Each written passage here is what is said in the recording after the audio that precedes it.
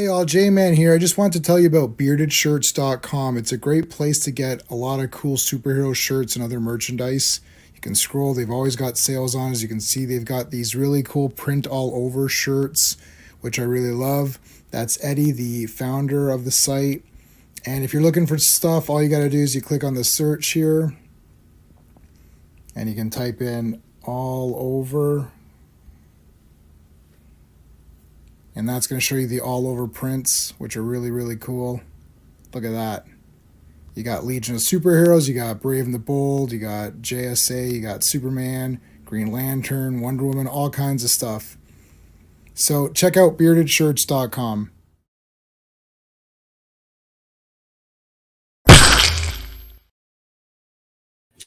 Hello, Legionnaires. Welcome to Fantastic Fridays, where we review the original run by the King, Jack Kirby, the original Fantastic Four, 102 issues and 6 annuals. This is episode number 9. We're reviewing annual number 2 and 32, 33, and 34. There is a poll up. I removed Doctor Doom from the poll. It's pretty much every week there's a Doctor Doom, so there's no point in putting him in the poll every week.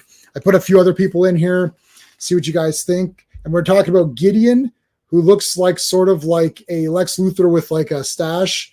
Not Gideon, the green ponytailed hair guy that we all love. His first appearance was New Mutants 98.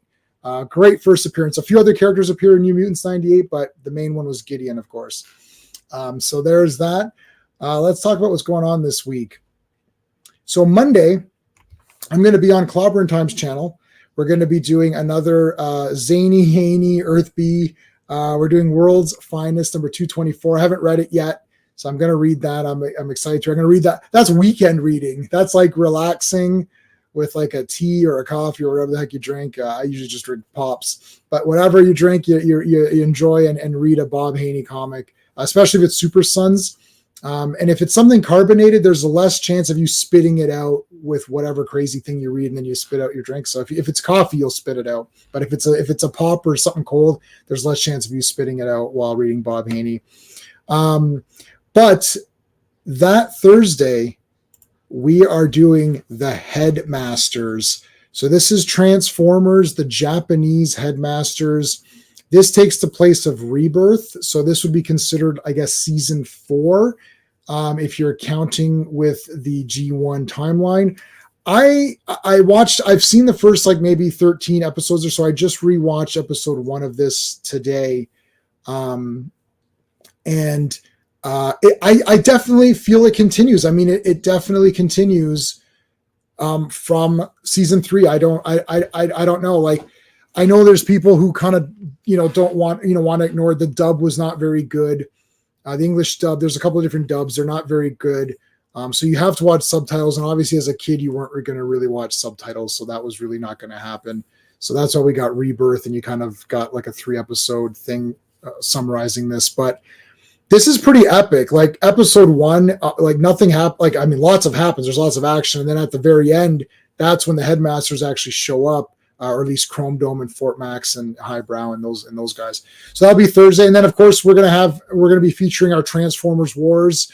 So Thursday's battle is going to be Cyclonus versus Ultra Magnus. So that'll be the battle that'll take place after the Headmasters cartoon that we talk about.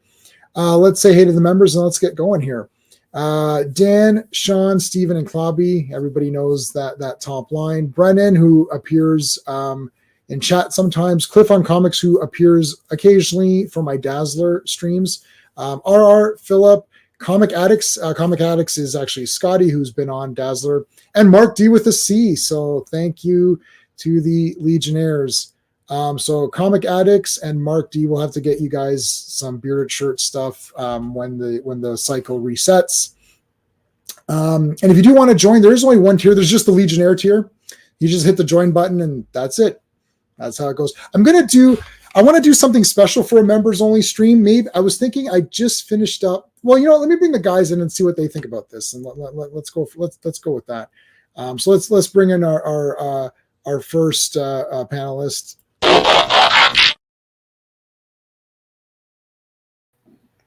Hey. Hello.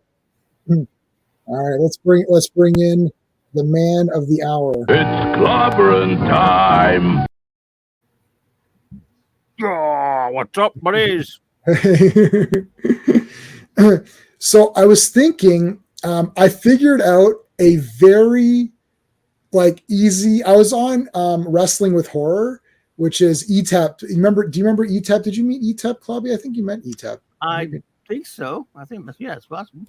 So he rebranded to Wrestling with Horror, and I was on his. I've been on a few times with him, and he likes wrestling and horror movies, and I like wrestling. I said Wrestling with Horrors. No, that would probably be more interesting. Well, I mean, yeah, who doesn't love a good wrestle with a horror? But, yeah, that's true. No, but and I love wrestling, which is right there, and horror, which is right next to it, coincidentally. So I was on his channel, and he did a watch party thing, and he did it in the most the most cleverest way possible. He just added another StreamYard and played the movie in that StreamYard and put the link in the chat to that StreamYard so people could go into that StreamYard and watch it and still be chatting. I was like, oh, that is such an easy, cheap way to do it. I just opened up another StreamYard. Yeah. And I thought, oh, that's so easy. Because I know Mark, he's got Mark uses the Cosme app. It works pretty good too. Yeah, it's just I can't learn new things. I'm an old dog. I can't. It's a miracle I've learned StreamYard. So I don't know. I can't. But anyways, this is but then also everyone can be sort of in the stream, but also watching it. And then it's not. And then we're talking about it live. So I only click live on the one stream. So this would be live, and then we'd be on another StreamYard watching the movie while we're talking, and then we're seeing what we're talking about on this streamer. It's very easy to do. So I was thinking I might do something like that, but I might do, since I finished reviewing all the Star Treks, they're all queued up now. We're starting Enterprise, so I'll probably do Enterprise next. Nice. I was thinking we could do something where we can all just talk about the movies, the Star Trek movie, like the 6 films, and just do a stream on it instead of me reviewing each one. Like story short, they're 10 out of 10, 10 out of 10, 10 out of 10, 10 out of 10. Part 5 is maybe an 8 out of 10, and part 6 is maybe 8.5 out of 10. There's your review. Well, there you go. You just reviewed them very well, I guess. Listen, motion picture is 10 out of 10. Yes. It's not open for debate. Agreed. Wrath of Khan is 10 out of 10. That's obvious. You guys don't like 6? I know, Clubby, you don't like 6, right? I have to say I don't like it wouldn't be fair. Yeah. I have serious problems with it, and still, because it's them, I have a middle ground where I still love elements of it. Yeah. But the story, I think 5 and 6 have the exact same problem. The wrong damn story that should never have been shot at all, in my opinion. My thing with part 5 is I mean Spock's brother. It's a bit out of nowhere. I know Spock doesn't talk about his family, but that's super out of mega nowhere. Yeah. I'm talking about the search for God stuff. That was actually part of a joke made in the 70s by a couple different people, DeForest Kelly and others, saying the basic Star Trek plot we want to see is that they go out looking for God and find Lucifer instead. Right. And that's exactly what that movie is.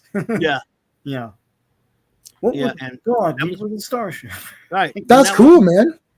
And I was thinking, you know what? It was kind of a cute joke when he made it on the Today Show with Tom Snyder all those years ago. And others had made that kind of crack before, like Harlan Ellison and Gene Roddenberry and stuff. I don't know. You need to make a movie like that. I remember way back then when I first started doing it, I remember that joke from different interviews and stuff and be like, they're really going to do that as a movie? Yeah. Oh, okay. And the other I still like it.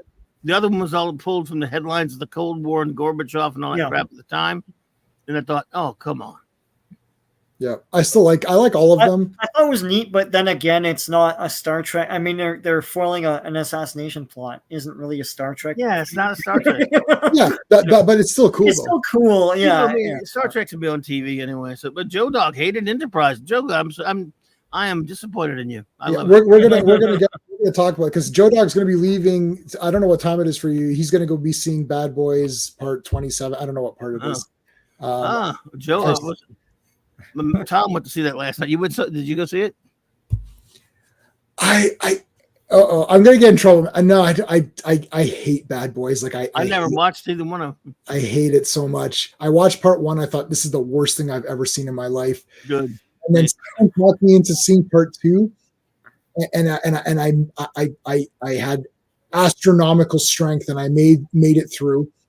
And it's probably one of the most annoying movies that I've ever seen. I just couldn't stand it. I didn't see that. I think there was a part 3, and this is part 4, perhaps. So This is 4. Yeah. Yeah, it's not for me. I've got 2 buddies like who run the action websites. They already saw it. My friend who runs the Action Elite website, he saw it on the like a week ago or something. Like he's already seen it and reviewed it. So it's like he got to see an early screening. Yeah. So he gets perks like that. So he'll be like, "Oh, do you want to go see an early screening of Bad Boys?" I'm like, "I don't want to see any screening of Bad Boys." So no. Yeah. It's just not for me. It's not for me. Hey, Joe Dog. Joe Dog. FKH, Disney sucks. Yeah, just talk. That's true. Got New Teen Titans number 16. Yeah. Oh, Don Troy to Bikini. Yes. Well, I don't like Bad Boys, but we do all like hot women. So that there's that. Yeah, I think we all get behind that one. The Boys season 4. Has season 3 happened or no? Yes. Yeah, 3 came out. Okay, I like 3. Yeah, you saw it probably. I don't know. Eric Kripke. Hey, oh my God. Kripke. Okay, it's gonna suck. I'll watch it. Go watch something else. Eric, he is a piece of crap. But I mean, that's the kind of stuff that just blows me away when these people.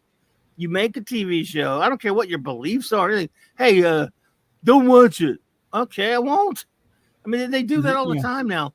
It's like, hey, look, I opened up this donut shop, you guys. Really great donuts. Don't come in here. Yeah. Don't come buy my product. Don't go watch my movie. Don't listen to my song. Don't. What'd you write it for? Why'd you make it? Because I know. Like, what is the point then? It's gonna happen with a certain franchise right now. Yes, it is happening. And it ends with Star Wars. It does. There you go. It rhymes with crap. Wow. That was very subtle, Sean. I'm not sure if anyone picked up on that. I'll give them credit. They make me want to watch the 3rd episode from all I'm hearing. Well, only because it's the main event. We know this is the death. It's the funeral. I might not watch after that though. You know what? I'll say like Alan made everyone watch 3 because it's now we're anticipating this. Yeah, I know. Some people have seen 3. Yeah. So, well, they had a screener of the first 4, but no, and it's escaped out into the if you want to go. Oh yeah. Oh, I haven't seen it anywhere. I heard that. I didn't go look. J-Man knows all this made me do is gorge on old Star Wars. I just been reading old cool stuff I like. I'm just retreating back to the Star Wars I like. That's what usually is the case. That's usually the effect, isn't it? Yeah. Well, it's like Star Trek and everything, right? So makes you go back. Yeah, I only watch real Star Trek now. 735. Hated Enterprise, Joe Dog. You're breaking my heart, buddy. Could not be reached. What's going on? Crew met the Devil of Magic Megas 2. Yeah, that was animated series. Mm-hmm. Could not be reached. Steven told me, I'm not sure if I don't know if Steve wants that announced yet, but Steven told me that he contacted you about some art there. So I'm looking forward to that because those stories that Steve wrote are really cool. So I'm looking forward to see what I don't know exactly what he told you. So I told him not to tell me. I want it to be a surprise when I see the finished product, but he told me he reached out to you. So that's good. FK, working on it now. Nice. We've been pulled over to the side of the road by the stream police. Oh yeah, you're right. Yeah, the whole point of this is to not do that. Okay, that's it. We're putting the kibosh on it right now. That's it. Done. Fantastic Fridays. Let's go. All right, Bobby. Who wrote this issue? I've narrowed it down to 2 people, but I want to hear what he used to. Let me see who did this. We are. Let me see. I got to pull it up again because I forgot it. I lost it. All right, here we go for today's comic book. It's called The Acolyte. Just kidding. No, stop it. Oh my God. Fantastic Four annual, volume only, annual number 2. Release date. First of all, cover art by Jack Kirby and Saul Brodsky. The with lettering, colors by Stan Goldberg, letters by Artie Simak. Release date July 2nd, 1964. Cover date September 1964. Writer, creator, and overall everythinger, including pencil art. Jack King Kirby, the king of comics. Jack Kirby King. Inker, Chick Stone. Colorist uncredited. He's uncredited, was one of the best. Letterer, Sam Rosen. Editor, All right. Dr. Doom. Dr. This Doom. the origin. Dr. Doom. Yep. Hey. Origin of Dr. Doom. All yes. right. I love the Chick Stone era. And he's got Daredevil's insignia here on his. Yes, I have a D on my throne. What about it? And who's this man here? It's I would become an artist. I'll use oil paints and stuff. And yes. No, that's not that, Boris. This is Epicy McEpicness here with a origin. Yeah. Doom's. You know what? Well, one of the things about this origin always got me though is, yeah, some crappy things happened to him. He was an a-hole anyway. Yeah, but also he's not very villainy here. No. Yeah, like he's just kind of an arrogant guy, you know. As a kid, even. I mean, like, as a kid, he's a little douchebag. Yeah. I read this in Marvel Saga first, before I even read it from Annual 2. And Marvel Saga takes like they use all this art, but they do certain things like the mask goes on him while it's hot, and he's like, oh, he's screaming. That doesn't happen here. So there's certain things they just embellished more. And they emphasize more that he was trying to contact his parents with the experiment that killed that I guess presumably killed his assistant in the university. Yeah, we'll go through it, but yeah. So it's a neat origin. I mean, you know. Yeah. Yeah. Oh, the gypsies, the dreaded gypsies.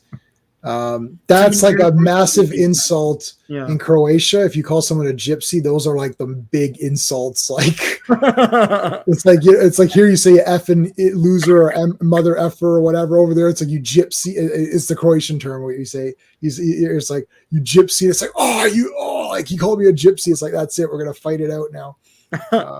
And I'm like, and I remember asking my grandfather. I'm like, because he keeps saying you'd get angry and say the word. And then I'm like, what is that? He's like, oh, it's like a gypsy. I'm like, are you serious? It's like, that's how angry you're. It's like, why? It's like 400 years ago. It's like they don't even remember. Yeah. Yeah, they're just like, that's it. If you're a gypsy, you suck. Someone stole someone's goat, and it just went from there. Right. Yeah. and that was the first guy, that damn first gypsy that stole that first goat bastard ruined it for everybody. They'll make a like Goat Origins movie or something. So I mean the gypsies they seem all right. They're hanging out. So then this guy is like, oh, you're the big healer guy. It's like, yeah, I can do pretty good stuff. It's like, well, come help me out and heal my wife or whatever. And here's your little kid that we're gonna. I feel like all this is a stand-in for Universal horror movies, like it's Transylvania, but it's really just. It's Latvia. Oh yeah, big time. I immediately thought of Werewolf and like all. Like, the costumes and everything. Yeah, big time. Like even this, like these shots of these guys, like I almost thought they just could put this in black and white. They could have done this in like a grayscale or whatever. It's like. Just to have it work out. So it's like, okay, come help is it his wife? I think was his wife. And then he's like, there's nothing I can really do here. So you better do something. And and then when he gets home, he's like, yeah, she's not making it through the night. We got to do something about this. We got to leave. Yeah. So he goes to help her. He can't, grabs his son, take off, eh? So they take off. It's like, but can't make it. His dad dies in the taking off taking off. And then this is Dr. Doom. This is when he was just Mr. Doom, and then he went to medical school. Doomy kid. Kid Doom. Doom. He was a jerk. Yeah. And he's like protect the, and he dies. And he's like, Protect the what? Yeah. My mother. The world, I guess. What was he going to say? Classic comics. What's going on? Hey. 1930s. Yeah. It's like, you must. There is another Skywalker. It's Rey Skywalker. No, okay. No, she's a Palpatine. Wow! Look at how fast.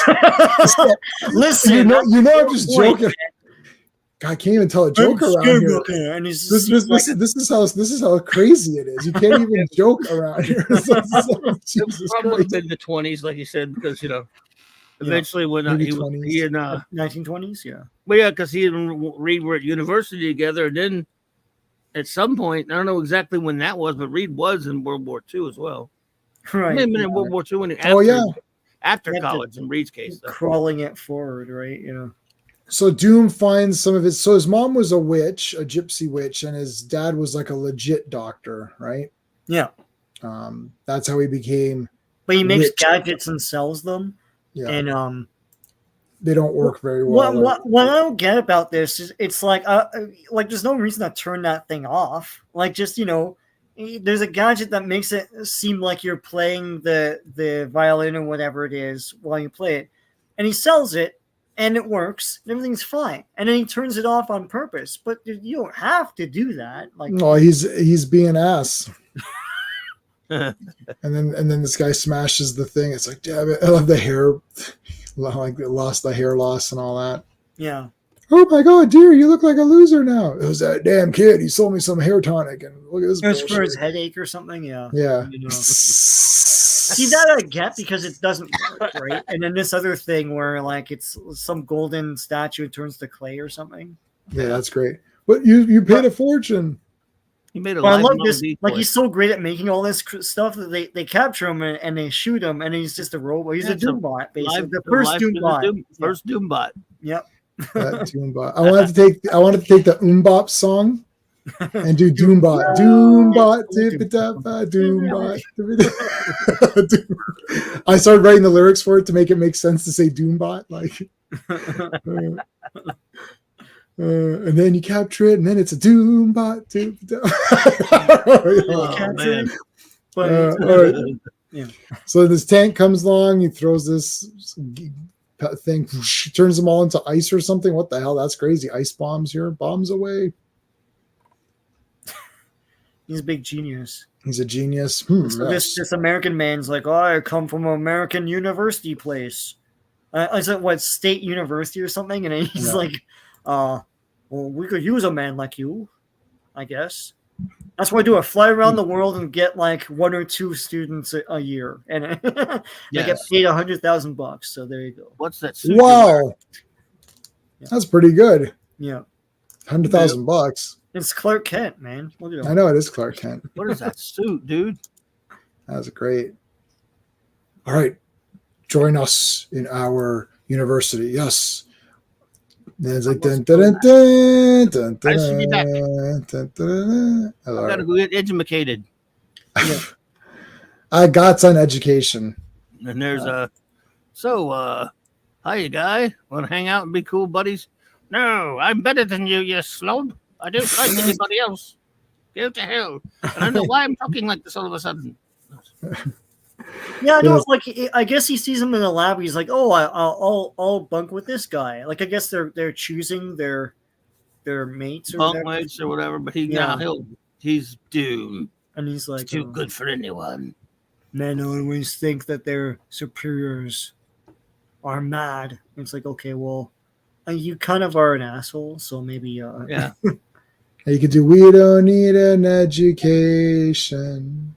All we need is right in the Coliseum. I don't know. We don't need no education. That's what I thought. Yeah, I turned it into Thunderdome. Tina Turner, Thunderdome. Because I just watched Thunderdome the other day, so I turned it into that. That's the theater. No yeah. Yeah, I think I was too young to see it in the theater. I was way too young. My mom saw it. My mom saw it in the theater though. They made it for kids, and kids still couldn't see it. Yeah, exactly. I did not like it. Yeah. He would get to see the Ben J. Grimm for Yep. the first meeting. The of Touchdown Ben. King. Yeah, that's me. Yeah. Wow. And the pilot, I guess. Yeah. Yeah. Because he was a pilot in World War II or something, right? He was, and Reed was in the war. Yeah. Yeah. So now then they're saying, oh, you got to watch yourself. Your calculations are all wrong. Get out of my lab. Yeah, why is he in there? God. He's younger, he's but he doesn't have the gray temples. He's negative man. Yeah. Oh my God, you're right. Yeah. So why is negative man here? So they don't get into it really, but like it's a time, and no, it's not a time thing. It's a way to contact the dead or something, and they don't really say like say it in this one. Yeah, he's trying to communicate with his like dead parents, I guess. But it's not really a through line here. And when it blows up, you assume that the assistant died. Yeah. Like he's just scarred or whatever. Now you're saying that Byrne, was it Byrne who later said that the scar was not really that bad, but he just saw it as being worse. Kirby had talked about how the way he had seen it. Of course, it was pretty much overruled by Stan, but his concept and way he thought it should be was that Dr. Doom is such an egomaniac that he had a slight little scar on his face, and that was too much, too hideous. It was horrific. That imperfection is why he would never show his face. I see. Whereas Stan just thought his face is all destroyed and burned up. Even Byrne had talked about, Byrne was more intrigued by the Kirby idea from what I remember, but I don't think they ever rolled with it that I remember. I know you hate Secret Wars, Clobby, but I love that moment in Secret Wars where he gets the Beyonder powers and then he goes to the heroes without his mask and he's like a normal face. Yeah. And he's like, trust me, everything's fine now. It's like, I'm not evil and all that. And it's like, let's join hands and stuff. So he leaves and then Captain America's like, I don't believe him. And everyone's like, what do you mean? It's like, notice that the first thing he did with his ultra super god powers is repair his face. It's like, he's just all about him. And I was like, whoa, that's observant, man. You're awesome. Anyway. Yeah, no, I hear you. Yeah. That's why you're a captain and not a private. Yeah. That's like private America. Yeah. It's like, Private America, you're doing pretty good. Lieutenant America. You're going to be Lieutenant America. So I should do that. Rear Admiral America.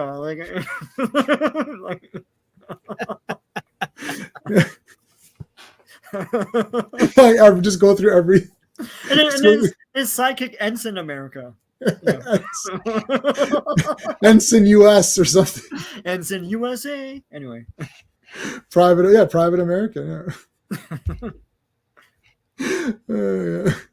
Lance Corporal America. Yeah.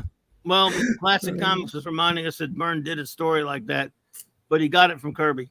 Okay, that's what I was. Yeah, Kirby talked about it in interviews. I don't remember the issue he's talking about, but I remember vague. I just can't remember the issue number. Yeah, the red hot burning your face. I saw that in Marvel Saga, and I don't know who drew that panel because that's not here. Right. So. Well, I guess this is Steam. Okay, so they but he like screams and stuff and like right. Anyway, then he gets his wedding band. I'm married to evil. Yeah, it like takes his mask on and off or whatever. Yeah, so he could like press some buttons and it'll. Dr. All right, back to today. Dr. Doom's walking around. Wow, hey, look, that's Dr. Doom. He's pretty awesome. Yeah, he's pretty awesome. Yeah, he's pretty cool. He just takes over. Yeah. It's like, and later on in this same issue, I think they imply that there is a prime minister, which is the public face to the world, right? But he's the ruler, right? And he's like, we're not ruled by a masked like man with, we're not a cartoon thing. And then he comes right in, and it's like, sir. Anyway, yeah, that was awesome. Yeah, Here's all the guys that we've Hate's met so terrible. far. Diablo, the worst villain. Wow. Pinups. Yeah. Looks Annual awesome, but like his pinups. gimmick is bullshit. Yeah, he's a bozo. You know what's bullshit? There's the hate. There's They don't tell you who it is. yeah. Oh, I almost made a comment, but I'm gonna not make the comment. No. Hitman. He Yeah. hates you. The Hitman. I hate you all. He's the hitman. Yeah. Who are you? Sue- I'm hate monger. So what do? Well, I hate things. I monger hate. Well, you monger some. How do you monger things? You just hate. You just trust me. You hate something and you monger the hate, and that's how it works. And that makes you a supervillain, right? Yeah. You'd be surprised. You don't you need superpowers. I like this little thing from Reed. It's like, yeah, I don't know what this contraption is either, but it's this mega Kirby machine. It's like, like Kirby's going all out with the the targeting and everything. Is like, yeah, I don't know what this is. Peak Kirby machine era. Yeah, I'm gonna give a negative here. No scientist in the world writes this nicely. That's a that's a guarantee. Not one of them writes like this. You can't read shit. I was in all the sciences, advanced sciences, and my professors would write something like, I don't know what you've written here. Like, did I pass? Like, I don't get it. I could never be a pharmacist, not because of all the math, but because I can't read doctors' notes. When I get the thing, I'm like, I just give it, like, because they write it on a paper, and I just give it to the Walmart or whatever pharmacist, and they know right away what it is. And I'm like, I have no clue how you do that. Yeah, that's a skill. Yeah. Whoa, we're in the Fantastic Car. Whoa, Ben, what are you doing? Climb up. Someone didn't clean engines or something like that, so they're gonna crash. Yeah, Dr. Doom's kind of in this, and yeah. I'll just fly away. No, okay, pull over. And he's got like his legs wrapped around it. That's funny. Yeah.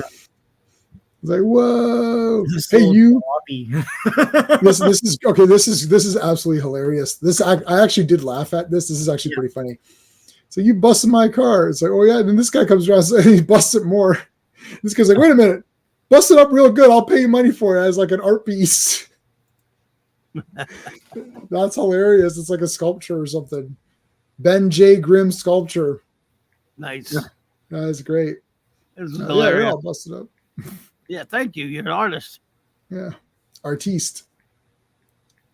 Let's go to outer space. Meanwhile, in outer space. Dr. Doom. Sort of outer. Inner, outer. Outer. He a big old yellow light bulb out in space.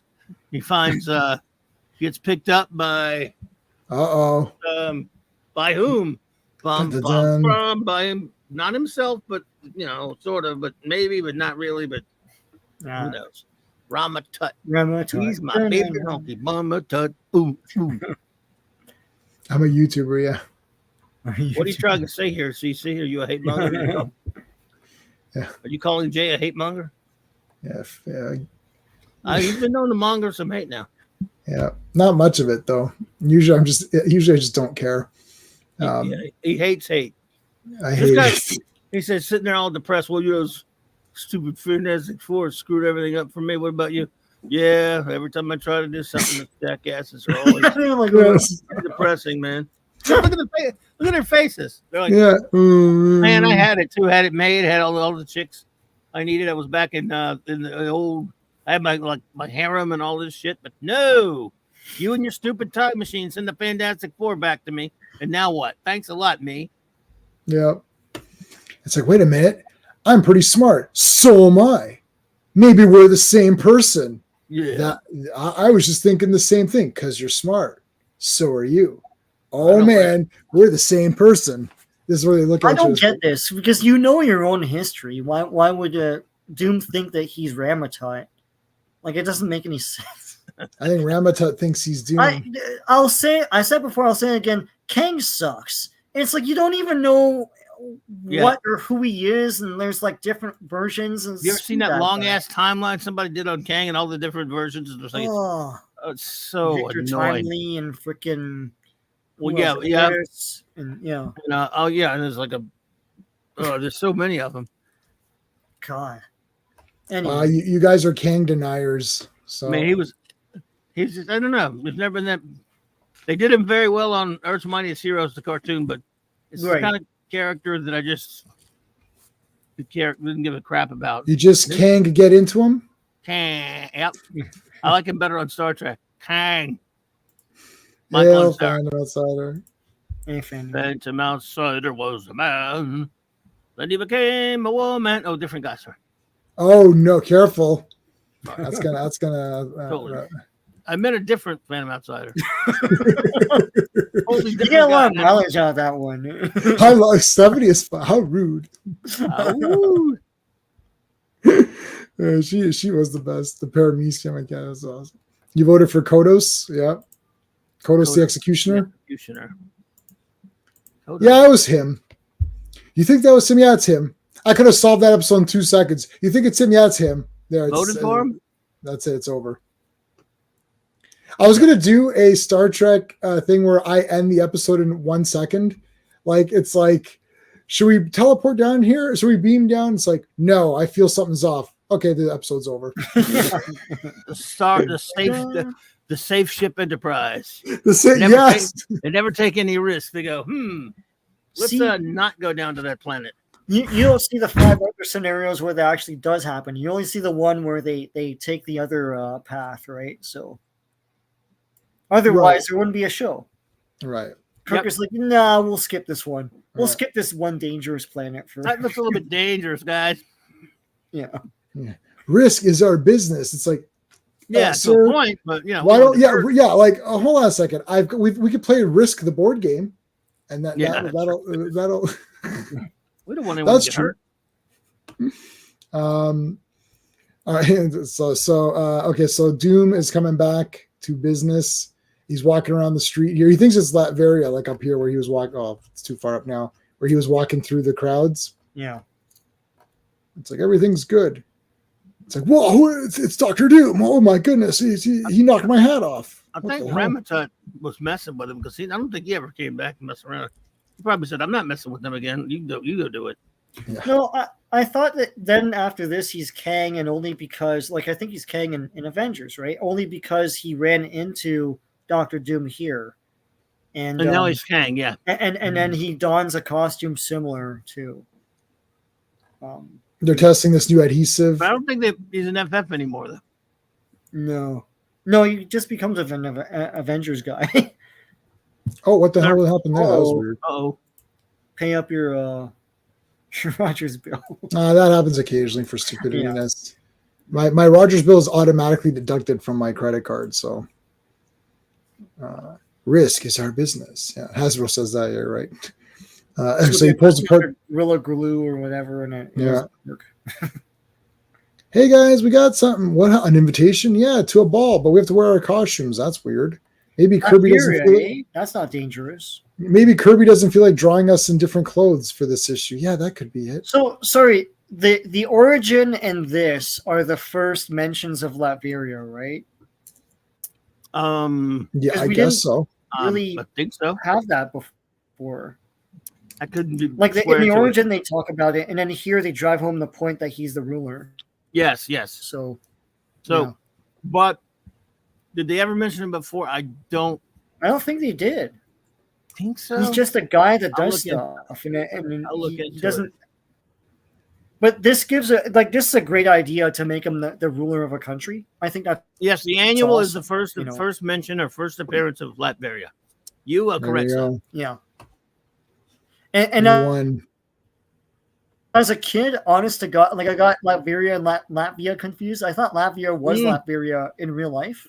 I always heard Latvia, and I'm like, oh my God, it's a real place. Like I was like 7 or something. Anyway, that's no excuse, you 7-year-old punk. I wasn't even born yet. Well, blame your parents. How many more flights went to Latvia? Like, where's Dr. Doom? Anyway. Yeah. You're like, well, that's cool. There's new Doombots here. So yeah, what? He's spiking their drinks, And Reed's like, this sounds weird. Don't drink it. Well, it's too late. I already did. Okay, well then forget it. Yeah, this is not You suspicious guys at are all. idiots.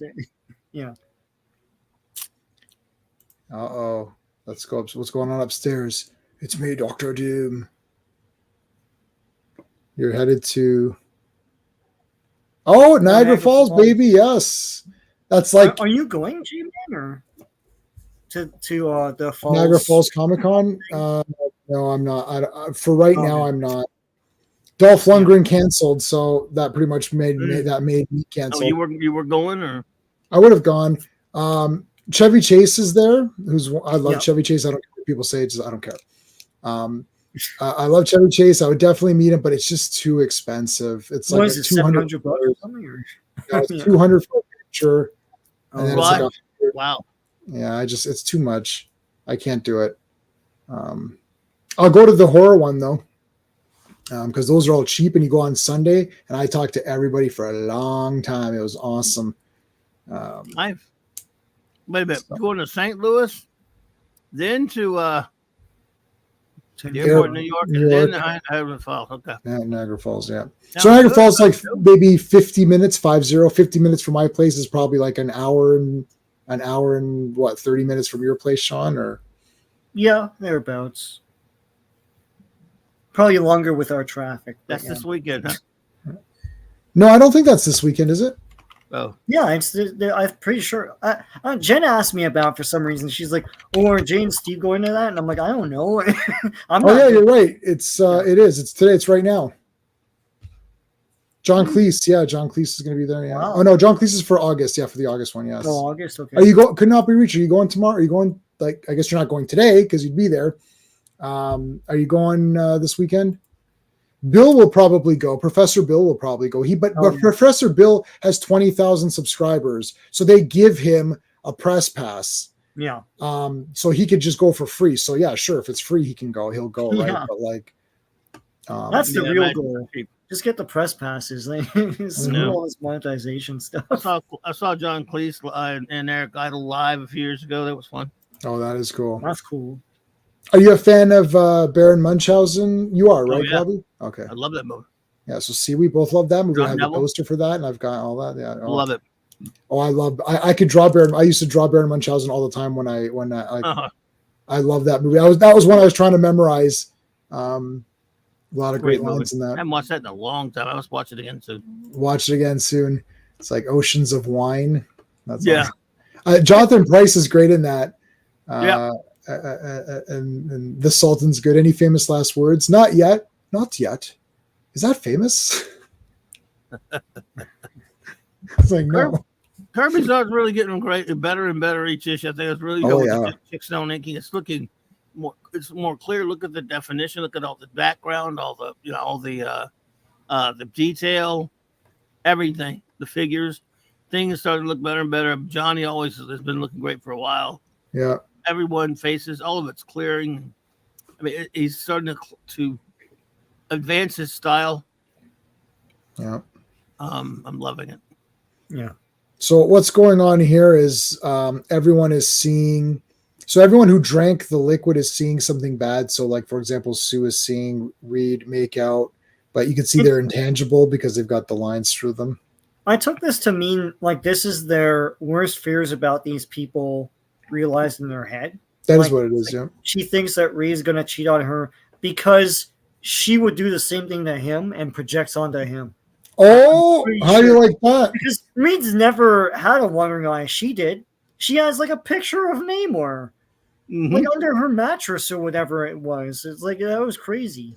Yeah.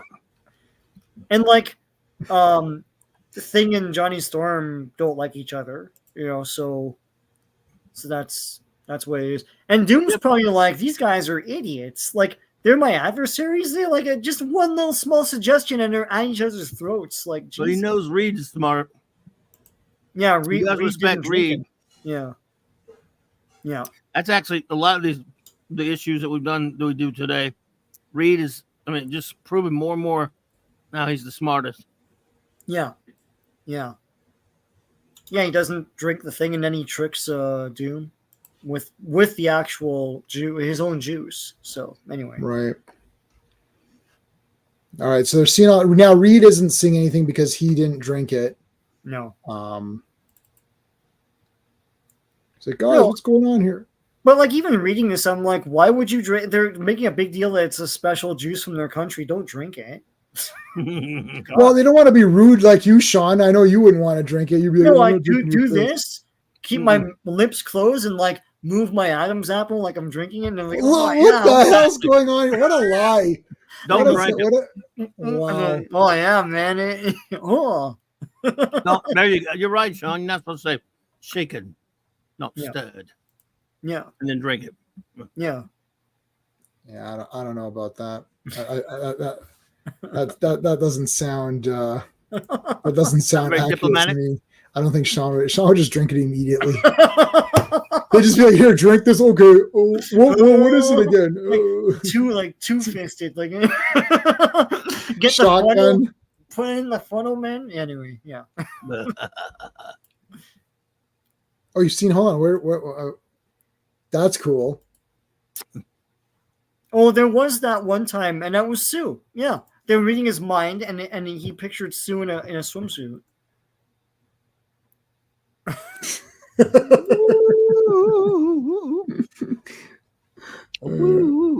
All right, so it rolls him up in a carpet and throws him out the door. How do you like that? Yeah. She projected a thought bubble at him. Yeah. Like, right in the gonads. Right in the crap. Yeah. Right in the Take this thought bubble. Oh.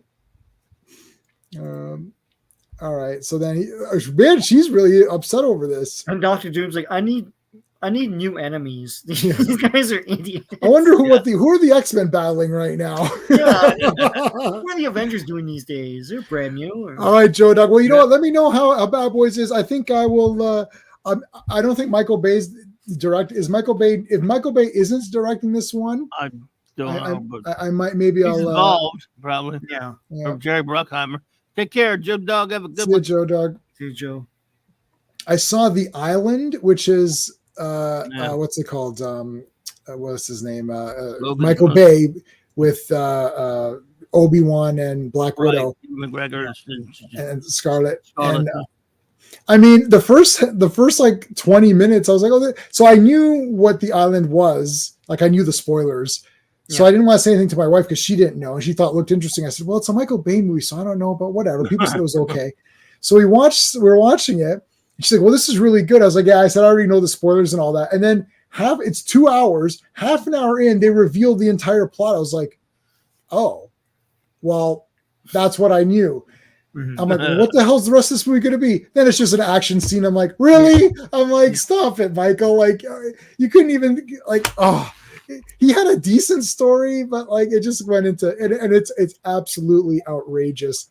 And like that one character literally is shooting people. There's like enormous things crashing through a building.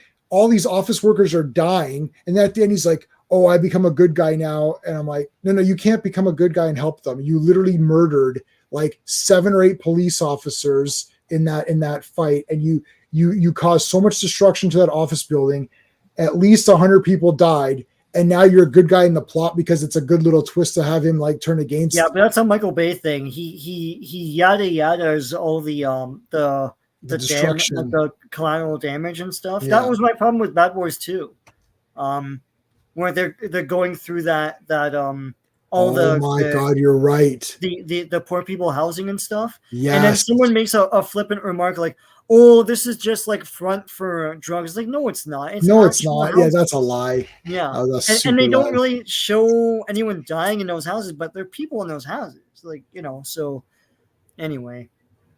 It begs the question, why does Michael Bay get to keep on making movies? Because Pearl Harbor sucked even more than I Miss You. It's just a little bit more. So actually, it's a little bit more than I miss. So actually, Pearl Harbor sucks more than he misses the girl. Yes. Let me know when you do. Did you guys? You got to watch The Cure for Obesity on South Park. I was crying through. Yeah. Anyways, okay. So Doom's got the mask on. Presses his little button thingy. And he sees himself in the mirror. I can't look at my ugly face. He starts smashing the mirror, and they're like, "What's going on in there?" And then that's when he starts shooting at them with his cool fight, gun. by the way. Yeah, cool gun. Jumps out. Reed, are you okay? I imagined you, because I'm so promiscuous and I have all these thoughts. I imagined you had the same thoughts, but I realize now that it's just me. It's like, Reed, yes, why are you even with me? I don't. What is this? Reed's about to get canceled, though. You're just merely a female. You couldn't help. Oh God. Uh-oh. Yeah, well, you know, it's the 60s. Not Sue, you're merely a female. You couldn't have reacted any differently. Unlike us guys, unlike us men, you see, who never act irrationally ever or emotionally. Ever. We never do anything on emotion at all, like you females do. I mean, your female intellect wouldn't understand logic and non-emotion and I mean, I know SJW, but that's a little bit of that's come on, that's a little bit much, buddy. And then he spin tops Ben. May as well give Stan some credit today, so there I'll give you credit for that one, Stan. Thanks, Stan. There's evidence. There's a lot of research done on the misogynist dialogue and stuff here and there that they usually would have Reed spouting at Sue. Right. That look, we all know Stan really did have control over the dialogue. Well, there's a lot of that in Avengers directed at Wasp. Yeah, but there's a lot of stuff on the margin that is when people have done research, when they found pages like that, where statements like that are pretty out there. Yeah, right. And you under the margins, Kirby has him saying something completely different. Right. And the dialogue has him saying something else. Right. I don't they attack Doom. Would think like that, to be honest. Like it always. I mean, like we saw Kirby with female characters in all the New God stuff and all that, and it's nothing like this. So, yeah, I believe that. Anyway. All right. Yep. So yeah, let's finish this one off. We still have 3 issues to do. Yeah. We're on the first one. This is basically 2 comics in one, right? Yeah, I didn't realize that there's so many stories. Okay, so they attack Doom. He's got this big force field. Give me this wrench. I'll smash him in the face now. They'll take this up, fly this up here, eh? Okay. Yeah, they got like go through the force field. So crazy. So like this big flash destroys everything. Yeah. So and the force shield. Yeah. And the force field. Yeah. Yeah. It's like okay, that was a bit more than I wanted, but the force. Oh, and then he has to catch Johnny Storm, even though he could flame off, but he doesn't. Yeah. And like burns his hands or whatever. Flame off, eh? Yeah, flame off. Flame off. Flame off to the great white. Anyway. Oh. Okay, we got Dr. Doom. Rest him to the ground. Give me my patented like heal everything sauce, and then he puts it. Like, one day I'll put this out in the market, but yeah, maybe I'll bottle this up. Maybe not. I don't know. And then he punched him here, and he's got his little mini gun in the palm of his hand there, little mini gun. Okay. And then Sue makes him invisible to throw him off balance, which is kind of interesting. And then she makes these. We'll get to that with the Namor thing, but anyway. Yeah, which I know for Namor. Yeah, we'll get to it. Yeah.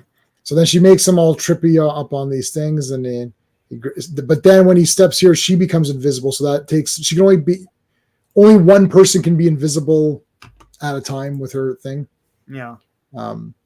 It's like, why battle a female Doom when I am as yet undefeated? Oh shit, that's fighting words.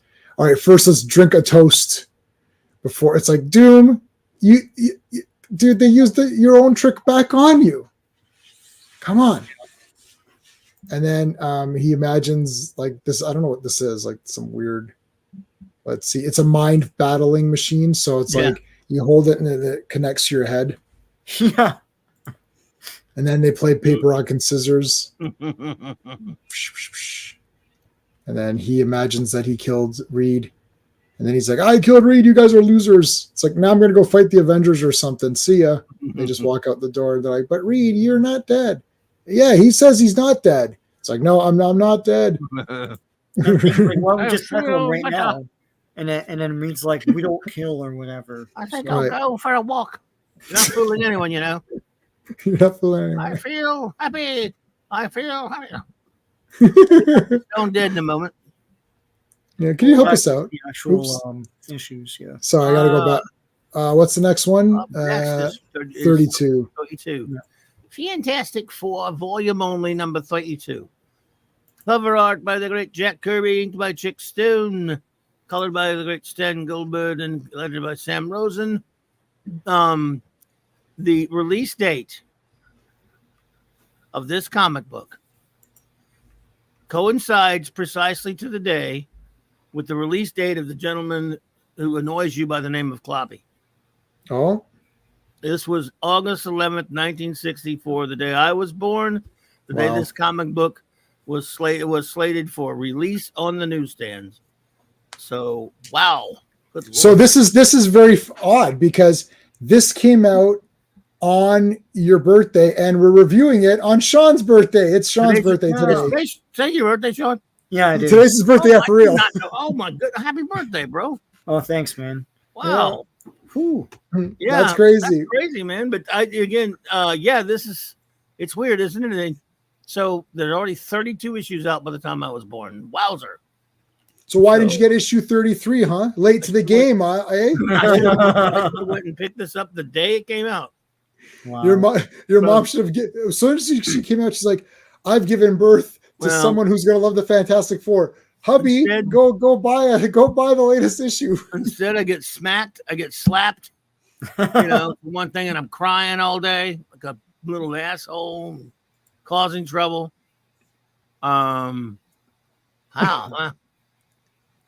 Yes, I'm very old, skeptic. Thanks. Happy birthday, Sean. That's amazing, dude. Yeah, I don't have anything. Don't you have stuff planned for the birthday? I'm going out tomorrow. Okay. So he's doing it. No, this is my birthday celebration. There you go. So my best Fantastic Four shirt and go on this. Yeah, greatness. So I guess I used to have this comic, of course. I had that annual too, by the way. It was my old collection that I had to sell. I really need to go back and get this one just for that, specialty thing. It is, of course, written and created and penciled by the great king of comics, Jack Kirby. Inked by the great Chick Stone, lettered by the great Sam Rosen, and edited by Skill Gagol Mavori Zizisklba or something. My universal translator is weird when I get to the editor. That is weird. Weird. The Invincible Man. H.G. Wells. Can you guess who he is? Dun, dun, dun. Can you guess who he is? I have a question there. Can you guess who he is? This episode was partially adapted. On the second season of the Fantastic Four cartoon from the 90s, second season of the card, which was wonderful. They did it was partially. It was not completely, but mostly. So it was nice. They've made this machine now that'll permanently remove the rocks, whatever. It'll turn thing back into Ben, and he'll be normal. So it works, and he becomes normal, and we never see him again. So it's a bit sad. Yeah. And look what else we get. We get two, no less than two Jack Kirby big collage panels, photograph collage panel thingies. Beautiful. I love those. So that's when he's really starting to bring those in. Oh, who's this guy coming out of a volcano? They adapted this bit in the comic too, where he busts out of the volcano and stuff. I mean, in the cartoon episode. Yeah, they did that. That's cool. Yeah, I should watch those again. So they're waiting to talk to Ben. Yep. He comes out, but he doesn't know who anyone is. So he's lost his memory. Yeah. Looks like a gray Hulk, or did you mean? Sean should have a Kenobi marathon today. Oh dear God! Oh God! I don't want to die just yet. I'm gonna watch Phantom Menace again tonight, just to. I rotate between. I every night I watch Once Upon a Time in Hollywood, so I just keep watching it. I'll watch it in like half an hour sections, and then I'll just keep repeat it. I got this. You almost make me want to watch it. What you got there? Let me see that again, Sean. I didn't. Sean, what's that? New Republic. Oh, Epic. Epic. Yeah. It's with the Rogue Squadron comics. Yeah. Oh, I like those because they're all Wedge Antilles comics, right? okay. They were from Dark Horse, and Dark of Horse course ones? Marvel has them now, so they reprint them. Yeah. Well, that's pretty cool. Yeah. Yes, FK, soon enough, 60. Jeez. I'll tell Eddie to make sure to send you some gifts or something. Rub it in. Yeah. Why did they drink the glass? And I'm not talking about Acolyte. Or did they drink anything in Acolyte? I did watch the first 2 episodes. My absolutely generous. I've had so many emails saying, Jason, you're a saint. J-Man, you're one of the kindest people. I gave it 4.5 out of 10 for episode 2. I'm one of the kind. Literally, so letters have been flooding in. You know why? Because it's all brand new characters to you, right? It's not like they did Kenobi and they did a crap job, right? Right. And it's the same with me. I watch it, I'm like, this is bad, but I'm not super upset just yet. You know. No, I'm angry at Kenobi because they ruined Ben Kenobi. And boring. It's like, where did the $200 million go? I didn't mind that guy Saul, so you can bet he's cool. He's going to be dead meat. Oh, 100%. I like him. He's the only guy I like. I like him. So. He is so dead. If they're going to screw all of them. They're going to be bad guys. Yeah. Just watch. Yeah, but he won't, so they'll kill him. Right. Well. Yeah. All right. So they. You're right about that, though. Yeah. Yeah. Yeah. So so they got to change him back because unfortunately he lost his memory, so they change him back. And they're like, yeah, it didn't work. Then they don't even tell him. Yeah. Meanwhile, this weird thing about it. Yeah. Yeah. This weird thing comes in. Yeah. And does everybody remember who this is? This is Dr. Storm, Sue and Johnny's father. In the previous issue, Sue was injured and had a head wound that only a top-notch, one-of-a-kind neurosurgeon could fix. And they got one. Who was he was actually escaped from jail for manslaughter. Yeah, it turned out to be Reed and Sue. Johnny and Sue's long lost pappy. Yeah, and now there's 2 of them. Yes, this is like my 2 dads. Yeah. No, just so like, what? Yeah, this is exactly what happened. So they're here. This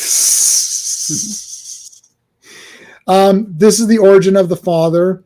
Lost the mother in an accident. He kind of turned to gambling. There was a little bit of a scuffle here. They don't really say that.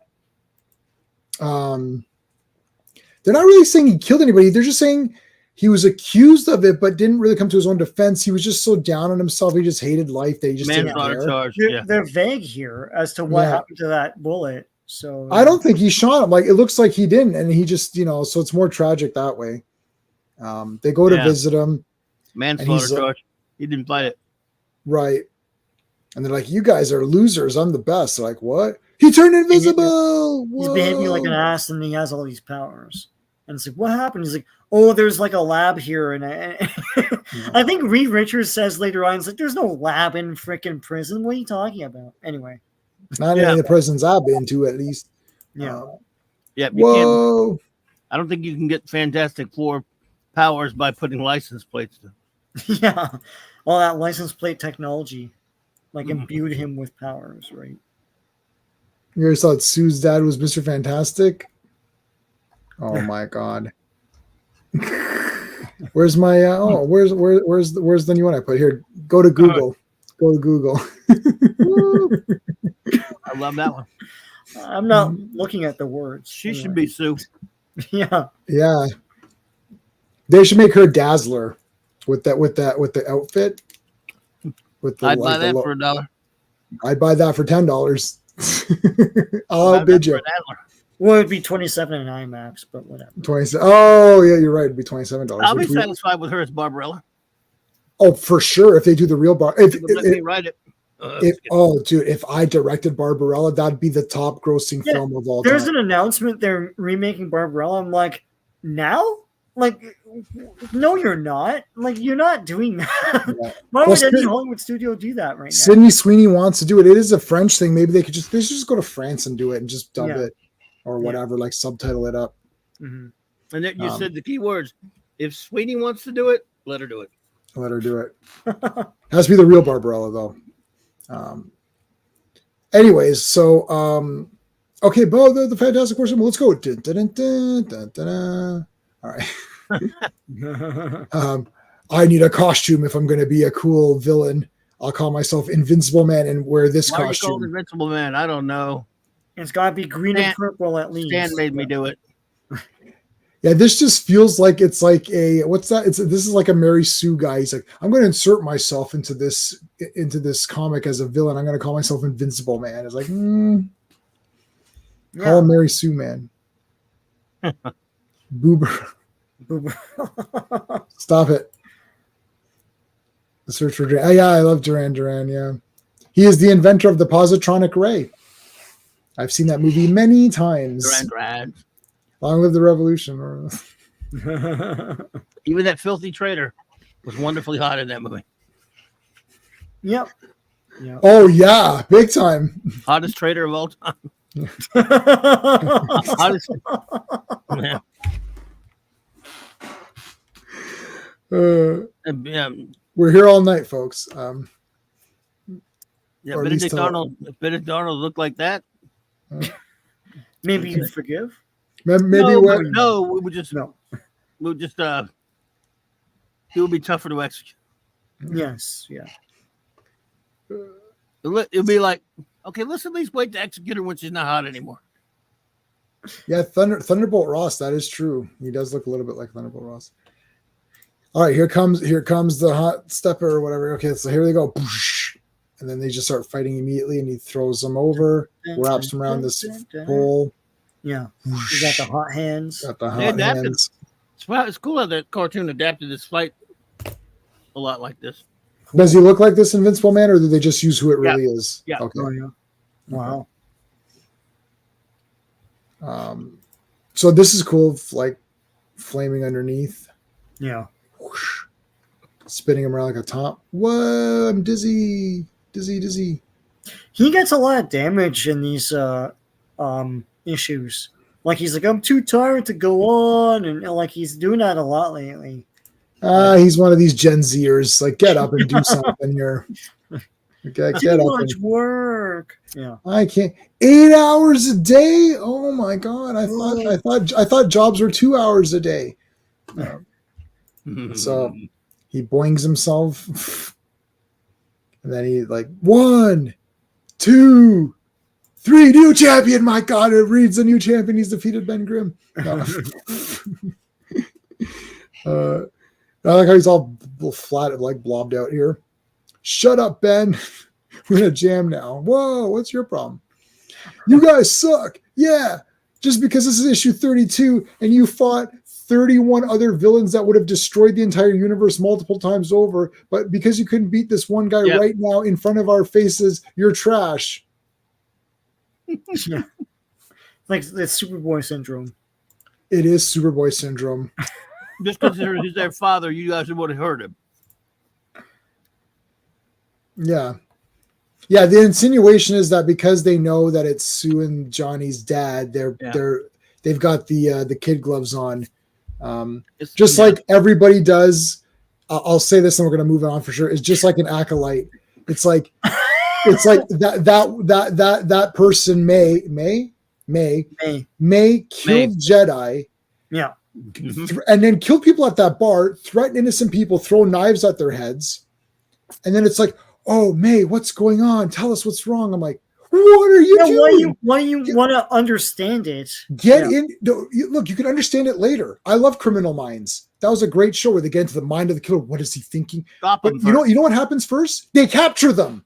Yeah. It's like, you know what? It's lazy writing too. The Batman is filled with that. It's like they're trying to get into Penguin's mind. And, oh yeah, the hospital's like, capture him. He murdered somebody. What are you doing?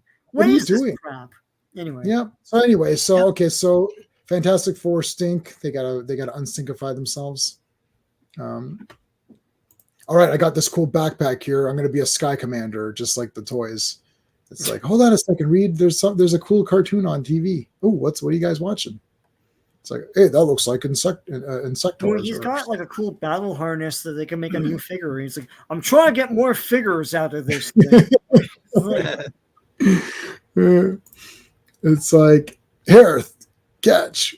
Whoa.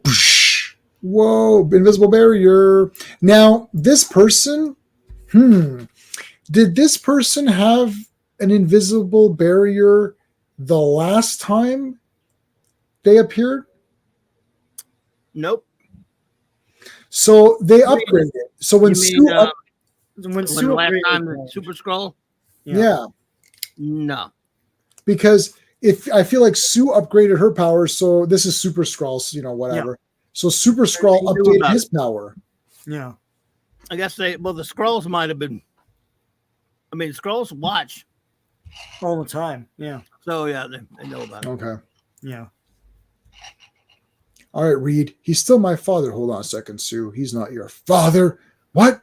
It's like, yes, we just had a paternity test. That is not your father. That is a Super Skrull. Maury. In the case of Sue and Storm, Johnny and Sue Storm, you are not the father. Oh my god! He does the dancing and stuff. He's high-fiving everyone like, oh. Yeah. In fact, you are a Super Skrull. Oh my god! And he runs through the building. I really like this backpack. This is the greatest. Yeah. He punched him into Jello. I punched him so hard I turned into Jello. Watch, you witless female. Oh man, rude. It's like, I was trapped in a volcano, you dumbass. Remember that? Oh yes, I remember. That was Fantastic Four number 18. It's like, yes. Whoosh, and then he just flies off. You're like, oh, okay. Well, all right. Well, talk to you later. They zapped him. So now they still have to come up with the dad, right? So yeah, they zapped him. No, they made a deal to get the dad back. That's what it is. Yeah. So Nay's explaining like, well, it's got to be. Here's the explanation. When they examined the volcano, he wasn't there. So it's like, oh. So he became this guy, and now he pretended to be your father. Why would he, like, I like this one, but like, why would he pretend to be, why not just come back and fight them? Like, why pretend to be the father to then turn and then not you, like he's the father, but then he has that costume. Like, it's just weird. Like, if you want to frame them, if you want to frame them, stay as the father and be like, look, they're not attacking me because I'm her father. But then he hides himself in a costume anyway. So that was weird. I don't know. Like he is doing a successful job of framing them as like they can't defeat this guy, right? Yeah. Whether or not he's the father, but also as the father, he's making them not defeat him because like they're pulling their punches or whatever, right? So yeah, so just stay as the father. Like I understand all that. Just stay as the dad, but then he has a costume over top of that which covers his face. It's like, but well, it's a comic book, so you gotta have a cool costume, right? Well, have one with your head exposed so they can see it's the dad or whatever. Anyways, they talked to Maury Povich, and so the real hero of this issue was actually Maury Povich, who did the paternity test. So they got to get back their dad. So they bring back the dad, and he's like, "No, go back. This is crazy. They booby trapped the father." Yeah. I actually have read this one before, but I don't remember. It was a long time ago. I was pretty shocked. I was like, "Oh, he's not. They got to walk this back. There's no way." And it's like, "Yeah, he's dead." I'm like, "Oh, he's dead." Now this is where it differed from the cartoon adaptation because after this, in the cartoon, they went to Skrullos and got a little bit of a little payback. Cool. Oh, yeah. So he's dead. I'm like, oh my god, he's dead. DED dead. And Chief O'Hara comes in and is like, what's up? Chief O'Hara. Begora. Yeah. Oh man. There's a collage on the cover. Yeah, this is weird, great cover. I had this is Atuma's first appearance, Atuma. Yeah. And it's not Atuma. I had this one. Fantastic Four, volume only, number 33. Cover by the great Jack Kirby. Chick Stone, Stan Goldberg, and Samuel Rosen on the other parts of it. Release date September 8th, 1964, 2 years before a TV show that we'll all love would appear. To the day. Cover date December 1964. Written and created and drawn by pencil by legendary great Jack King Kirby. Inker, the great Chick Stone. Letter Artie Simak. Inkers List Senlaka. All right. This one was pretty they're fighting side by side with the Submariner. The Submariner. Submariner. The bus. Subby. Renram.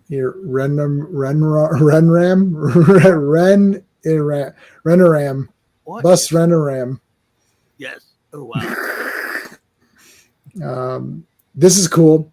So they found this fish. This is okay. I don't really actually laugh out loud too much in comics. I actually did laugh with he's like, holy cow, what's that? Last year's winner of Miss Yancey Street Beauty Contest. Man, that's a random attack on Yancey Street. Yes. I thought that was really funny. What's up the Yancey Street? I was like, hey, you got him. You freaking got him good on that one, man. That was good shit. So that was funny. Anyways, like, no, Ben, this is some fish thing. Let's look at it. Well, it's green. Green. Atuma. All right. Yeah, so this is the first Atuma. Here comes a guy. Here comes something out of the. I don't know why she had this blanket thing on. I don't know. I missed what happened there. For a dramatic reveal, you know. Yeah, I kind of didn't understand what was going on there. Yes. Yes. Like, why do you have this on? It's The lovely blue Lady Doma. And then, of course, Torch comes and gives her a ride. Yeah, and burns her arms because he's not. Yeah, she looks like she's not happy about her arm. Hey, you hurt my arm, you loser. Now let me touch. Oh, there's good craftsmanship of this table. Where did you buy this table? It's like tilted and stuff. It's very stylish. Yeah. So she effed up. Lady Dorma effed up, and now Namor's under attack by Atuma. You need to help Namor, but you got to help him, but don't let him know that you're helping him because he won't be happy about that. Wearing the mask. What do you want to help that jerk off for? What do you want to help him for? What are you going to do for that? Yeah, I don't want to. Yeah, like. Yeah, so is this where she revealed that she let them in? So, like, Atuma's attacking, and I can't remember what she thinks she makes a deal with Atuma to just go in and I can't remember, but anyways, he's like, yeah, I'm not making any deals. Like you let us in, that's it. We're gonna attack everyone and beat up everyone. Yeah, we're just gonna beat the crap out of everybody. Yeah. So what does that say about her? I mean, what does that say about me? I don't know. What does it say? It says you can shit in my mouth. Lady Dorma. Oh god. Yeah, Lady Dorma. Man. That's what Atuma said that himself. Atuma said, "Shelby can shit in my mouth." Look at his weapon. Yeah. This guy's got it going on. Hold on a second. First, he has a cactus sword weapon. Yeah, like that's cool. I like I like these like scaly the scale mail. Yep. Yeah. Like leggings. That's a curvy pose and a half right there. And these guys are not messing around, man. They're like, like they're ready to go. Yeah. Like these guys are ready they're ready. Like, Yep. There's the howling, Atuma's howling commandos. Yeah. But what about Namor? What happens? Tell us, Lady Dorma. Well, hold on. That's when she, Yeah, I didn't understand exactly what she thought she was doing. I think Dorma kind of messed up here bad. Like, this was kind of stupid. What? Like, what was her plan? I don't, like, I'm going to let him in and then everything's going to be okay. Like, Yeah, he's like, hold your tongue, woman. Never speak thus of love to me. Because she's like, oh, I love you. Don't do all this. It's like, well, I got a kingdom to run. I don't know what you're doing. I don't like blue girls. You know that. Yeah, so she's saying, remember you vowed no harm would come to Namor, but like he's the king. So she let him in with the intent that he does take over but doesn't harm Namor. So but he's still taking over the thing. Like, yeah, no, this he has to kill Namor because he's got a claim. Well, yeah. And Namor's white. No. I mean, witless female. Like, blue people don't like those blue people don't like us. He's human. I mean, I don't know why he's got all those powers, but he's still human. He's a human-y looking human. Yeah. Namor. So Spock, Vulcan. Well, he's a Vulcan-looking human, but you know. Right. Yeah, this is just like, okay, so that was a fail. But man, his guys, and he's awesome. Did they ever make a good figure of this character? I think I had a Toy Biz one. It's pretty good. I mean, the old one. Like he looks pretty neat in this kind of outfit, right? I think they did one in the 90s for the Toy Biz line, if I'm not mistaken. For the cartoon. I could be an error, but I seem to think they did it. I know I bought it. Oh yeah, they did do one. Oh yeah, he looks pretty good. Yeah, those are pretty good lines. They're smaller. Yeah, he looks pretty good. Now the only thing that comes up is that garbage version of the movie one. That was horrible. What really? I thought it was disgusting garbage. So horrible is pretty good. Oh, that's true. Well, you can definitely add disgusting garbage to it. I forgot to add the disgusting garbage part. Yeah. But I definitely put it after the horrible. Yeah, for sure. All right, so look at this, man. This is bad freaking ass, man. Yeah. He caught these guys and threw it back at him. Yeah. That was awesome. Take that, you sucker. All right. And he just like gasses. What are you doing, Reed? Blah, blah, blah, blah, blah. Now you can breathe water. Whoa. It's like, that's my pet fish. Like, what are you doing? So we missed where Sue was like, we should help him and stuff. And he's like, save your breath. We'll do it. I mean, you know, but yeah. We'll help him because we're swell guys. Even though he's a jerk. We're heroes. You and he might have been friends. It's like, no, we wouldn't, because you would keep his picture under your mattress constantly. So, yeah. And look at it with one hand. Anyway. Reed should really be petty about it, though, with her. It's like, okay, we'll help him. Just so you know, there's certain things I could do he can't that he'll never be able to do. Just saying. But it's like, no. I'm not trying to be that guy. Just want you to know that, Sue. Just remember the things I can do that no other man can. Just saying. Not even anyone. Yeah. So they go. So he sprays them with this chemical, which will allow them to breathe water for just a little bit, but it also allows Johnny to flame, and it also kind of helps them because it's some weird kind of oxygen. It's a sciencey thingy, techno babble thingy. And they go back to that bathysphere that we were like scratching our heads about.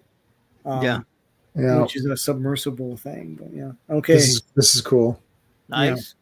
Wow, crazy photo negative things or whatever they are. Yeah. Early days of the Kirby collage. Mm-hmm. It's ancient. Yeah. Okay, it's got the big boulders here. Thing comes out, grabs it. Big deal. All I got to do is catch one like this, and busts right through it. This is a cool weapon. Kirby weapon. Yeah. The Kirby machine, Kirby weapon. Yeah. True. Big bow thing. This one was just awesome. Okay, so it's like he makes the force sign with his arm and stuff. Yeah, that's cool, man. And they say, "Oh, how corny can you get?" It's like, all right. I thought it was cool. I don't know why this guy's sleeping when there's a war And he going on. disguises himself as a manta ray or whatever. That's cool, man. That's neat. Yeah. Yeah, they jump down the spider thingy, whatever it is, This big tank or whatever. It's like a beating spider these guys up. Whoosh. Oh, They're just like whipping right through these guys. they're destroying the crap out of them. Oh, this thing made it through. One of them made it through. Yep. And Namor jumps in and just smashes the crap out of it. Yeah. Yeah. I mean, this is just like the greatest issue ever. It's like it's just like massive action, and Namor's the best. So it's just like this huge thing comes busting through, shooting these guys. So this is not the first Datuma, right? It is. It is the first. Yeah. Yeah. Because they're explaining him a great deal, and I'm like, oh, Mhm. I guess it's first year. And like, I mean, it's just like massive action battle. I mean, it's like you could skip reading it. This is one of these ones where I wish Stan would have laid off a bit. oh good God. I mean, it's a novel. It doesn't get in the way of the art, but they had to, they had no choice but to do this in blocks or in very standard, equal sized panels, 6 panel pages or whatever. Yeah, it is, yeah, or more of like eight or 6. It's just 6. depends, but because you had a lot of dialogue and a lot of exposition. Yeah, there's a lot of rubbish. I like half the time I could rewrite a lot of this stuff and just be like attack or something, like Yeah. Hey Bobby. Hi, Bobby. Hey. So anyways, it's just like more battling. Okay, we got this machine now, invisible girl. Oh, nice. Invisible girl comes and gets it, and then look at that, puts like the entire thing. Yeah, it puts a bubble around it and it blows up and That's wicked. Yeah, it's pretty cool. That's like super cool.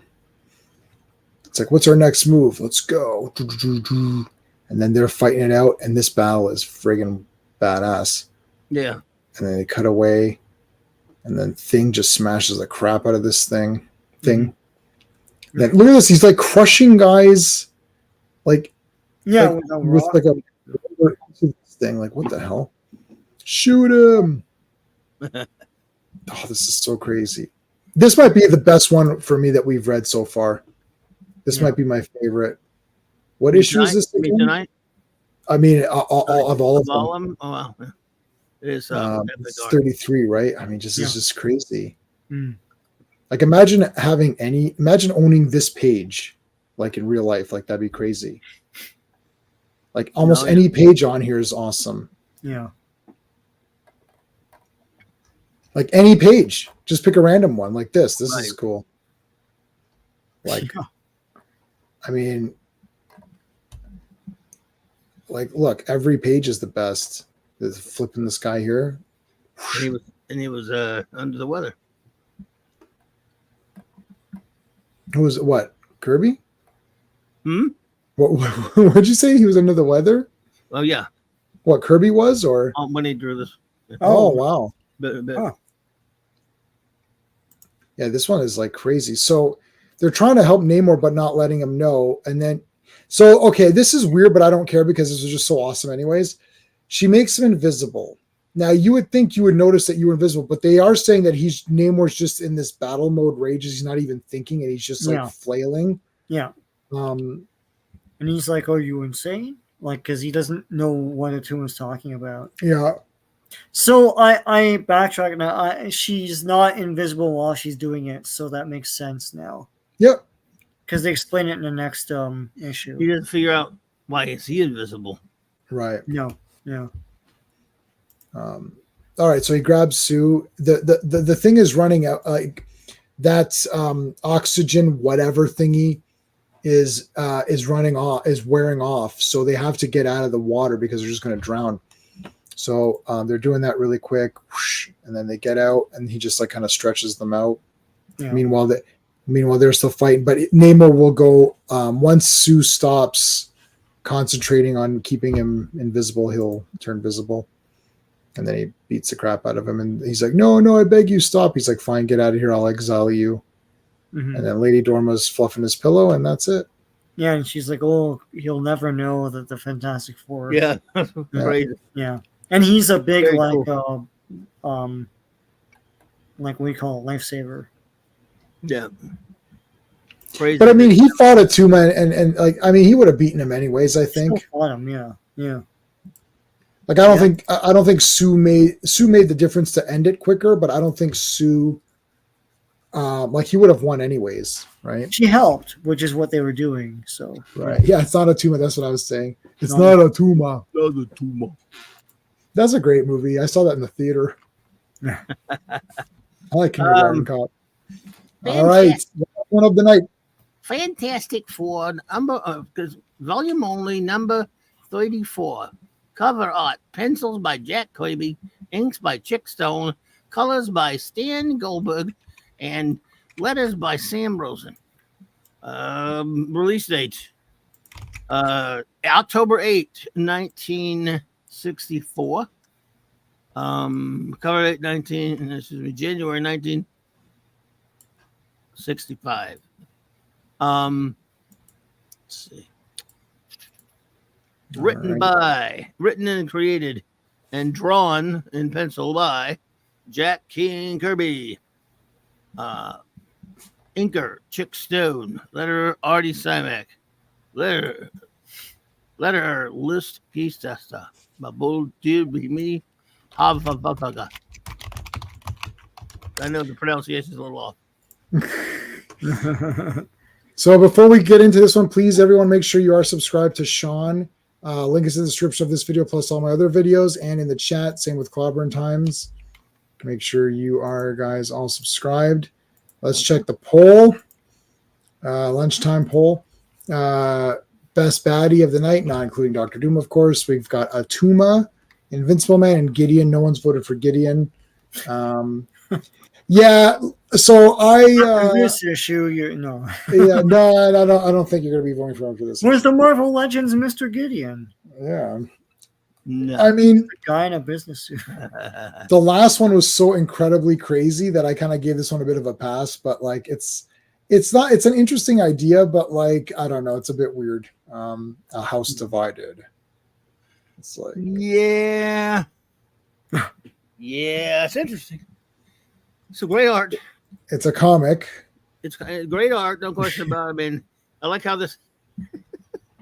I don't know. I don't know who to blame, whether it's Jack or Stan, but the guy's a multi-billionaire in the 60s. Billionaire. Yeah. They throw the word billion around a lot in this one. When remember that time, Jay, where we were on Earth B, and with Bob Haney calculated, or actually gave the exact bank account of Bruce Wayne. It was like 27 million, something like to the exact penny or whatever. Yeah, 27,450,322. It's like, okay. And he's supposed to be the richest dude. This was like 10 years before that. And Oh, They really did, Sean. He gave the exact number to the last. Yeah. And that was in 1970. 72 or 3 or 4. 72? Three, you know. So then you can just like take that and calculate inflation and Yes. But were there any billionaires in 1964? I don't know. I don't. Maybe one or two, but There were like millionaires, obviously. it's Millionaire was pretty big, but you know, it was comparable to a billionaire today, maybe. yeah. I love when they do that. Someone lets slip. I guess as a joke, like with the exact amount of something. It's like that Amazing Spider-Man issue where She-Hulk reveals that they get paid. Avengers get paid $2,000 a week or something. So then you take that in, I think it's like $1985, and then calculate for inflation to see what they're going to get paid today, which is a lot. And of course, in the MCU, they say they're not paid, but whatever. But yeah, I got to get paid. All right, so they get a box here, and they're scared that it's from the Yancey Street guys. And then they're going all crazy. What the hell? It's like he picks them up. He puts the hand in between. No, stop fighting. And it's just like a wig. It's like a Beatles wig. it's a wig that I guess the Yancey Street guys like gave as a joke or something, or Right. I don't know. So they're just having goofiness. But look, he actually wears the wig. This is Meanwhile, at the office here with the unlimited wealth of Gideon. Like the cops are involved. Yeah, look at that. It's like $1 billion would have been incalculable back then. It'd be like, what the hell? Like 1,000, like it's like and they're like in cash. They're giving him $1 billion, but then he doesn't like the bills, so then they're gonna exchange it for cleaner bills or something. Or That's how I take my bills. Yeah, I'm not taking any bullshit bills. It's bullshit. Okay, so he talks to these guys. All right, listen here. You're a loser. You're nothing. You lost. You're a loser. No, you're the loser, man. Oh yeah. It's like, now who's a loser? And so then he says, like, if you want to be a winner, if you're so good, why don't you like stop the Fantastic Four? And he's like, what? How am I going to stop the Fantastic Four? He's like, well, it's like, you got to figure it out. If you figure out how to stop the Fantastic Four, then you'll be the best, and you'll just be the greatest guy ever. He's like, all right, fine. So like, I mean, it's just so random. that's very James Bondish, where he's like, Yeah. talking to all the different like barons or whatever the hell they are. Yeah, that's cool. Robber Baron stuff. Yeah, Yeah, he's a Bond villain, kind of. Yeah. Except he doesn't really have any personality. Other than him being like an evil rich person. When a lot of people, they're always rich. He doesn't like. It doesn't seem like he's a criminal into any other crap other than that. Just no. It's weird. Kind of. It's not a villain per se. I don't know. No, he spent millions on a fake rocket ship to free Reed or whatever. Yeah. And then he goes after. I guess for some reason, he was able to use that vast wealth to take the FF stuff from there. Right. Yeah. Yeah. Weird. This is weird. It's like he basically like gets a ship. So he frames them all for something to get them to fight each other. So Ben thinks he's a super Skrull because he saw this ship. He thinks he reads the scroll. Yeah. And he has nothing really to go on. But so he thinks Reed's a Skrull. So why sell off the ships? I don't. How does that figure into the plan? He's the one that signed it, right? So how is Ben so convinced? Why is he taking someone else's word over Reed's? Yeah. Yeah. This story just makes no sense. The thing with Johnny and Sue made less sense. If that's possible. So it's like, let's check the fingerprints. It's like, okay.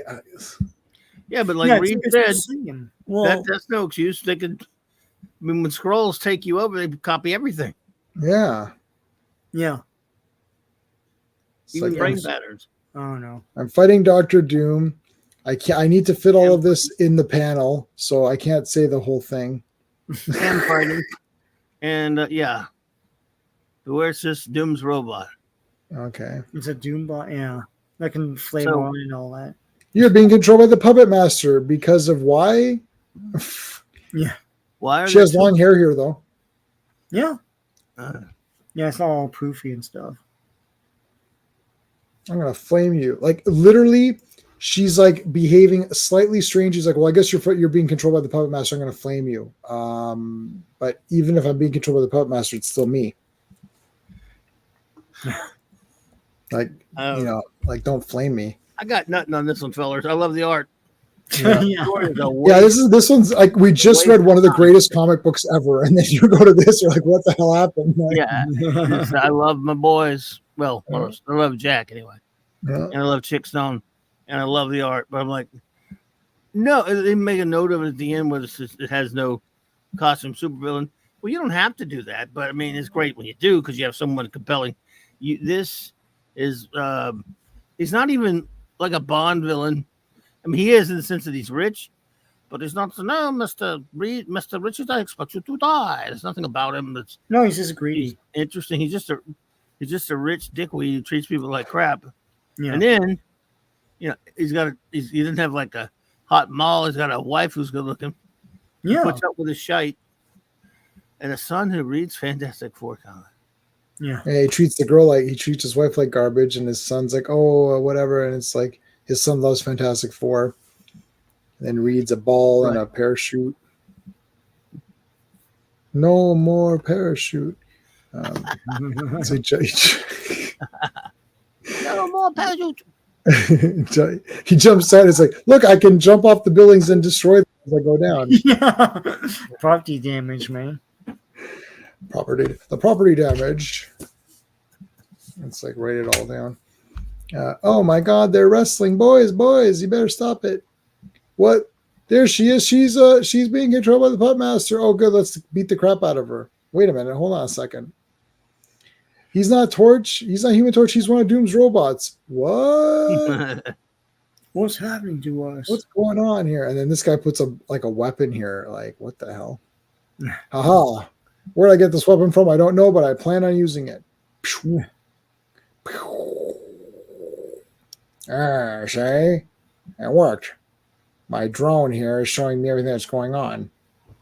It's like, and it worked. My bomb worked. Yes, I've destroyed the Fantastic Four. Oh no. It's like, oh my gosh. Oh no, not the Fantastic Four. No. But they're the best. This is not the Justice League. That comic sucks, but I like the Fantastic Four.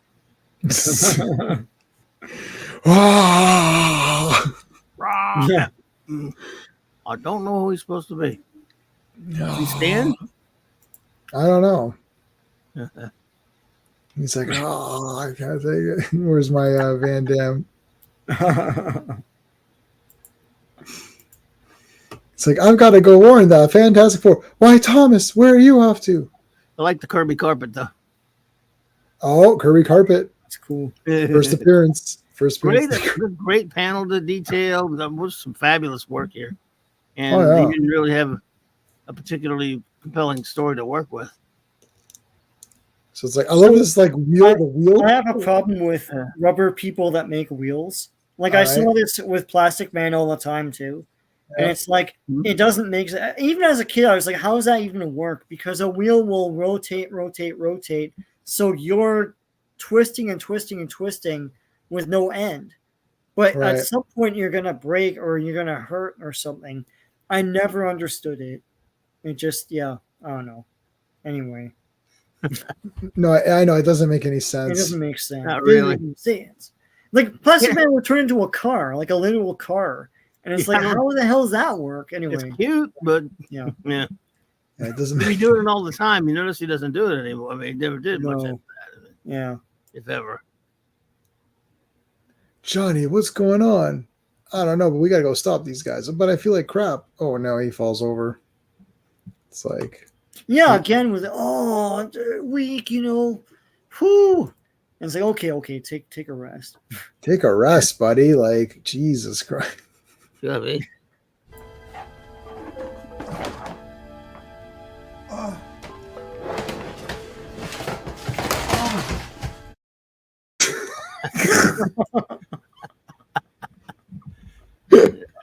Yeah.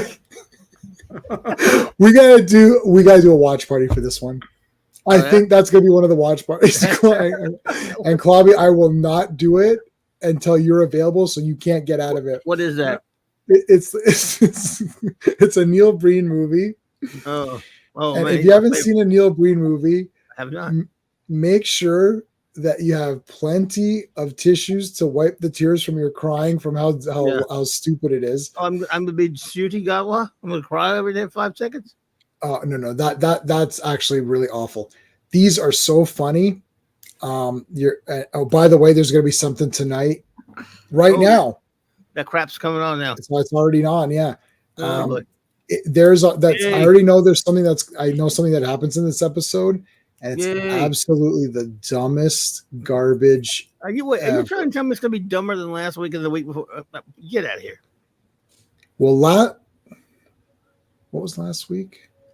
Dot and Bubble. I got a lot of pushback. Let's save it. If just in case there's an after show, we'll save it. Right. Let's get on with this because that's a whole tangent. So this is crazy. He's got enough money to develop a time displacement like floor. Yeah. I mean, Doctor Doom, who's a mad scientist / magic user, he's basically like a magic user and a science guy, right? Like he's both things. Right.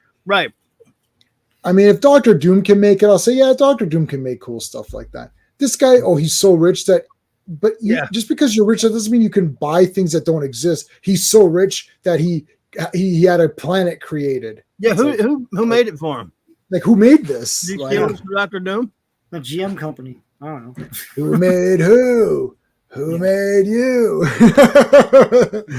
Like, I don't like this is crazy. Hello, time machines are us. So you made Can I get one today? Ooh, we're backed up. It's like, hold on, you have a time machine. Surely you can go to the future where you have one ready, bring one back from the future, and deliver it for today. It's listen, you little pissant. I'm Gregory Gigerian. If I order a time machine, I expect it to be on time. Bring it here. Wow. Bring it yesterday. I got it. He calls. He's like, I want it yesterday. It's like, oh, there it is. It's there. And it's like, hello, that time machine I ordered. I can't. I need it yesterday. And then it's like, oh dear, look, this appeared in the yard. Oh, there it is. Thanks, guys. Come on. So chat, we're not joking. This is a time displacement floor. So anyone who steps on it gets trapped in time. So the kid's running to warn the FF. They don't believe him or listen to him. They're like, "Oh, he's just some kid. Listen, kid, I've got I'll send you an autograph later. I got shit to do." Can you guys sign my comics? Yeah. Can you sign all 31 issues?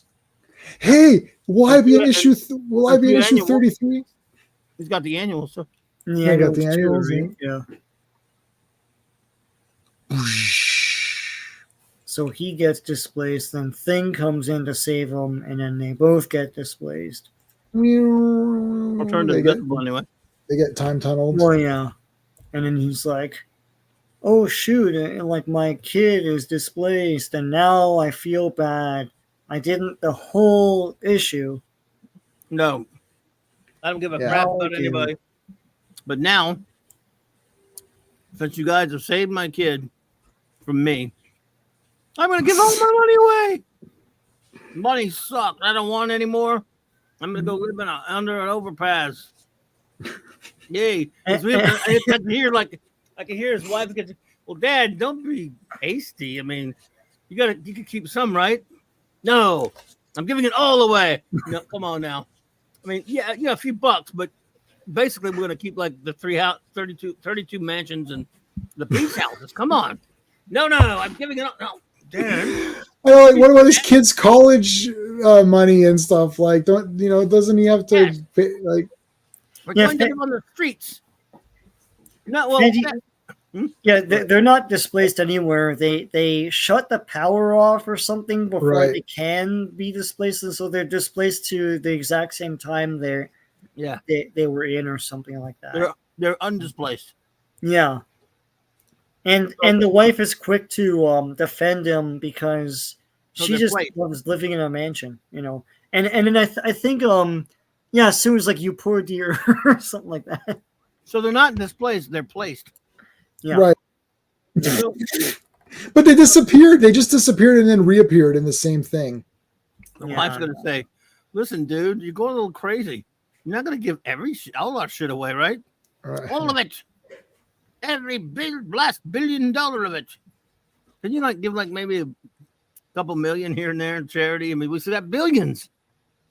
Yeah, they have billions. Like, why not? Now, if they had billions in 1960, whatever, every country, and they're giving it away to everybody. That will solve all of the United States problems. Yeah, because considering that's 64.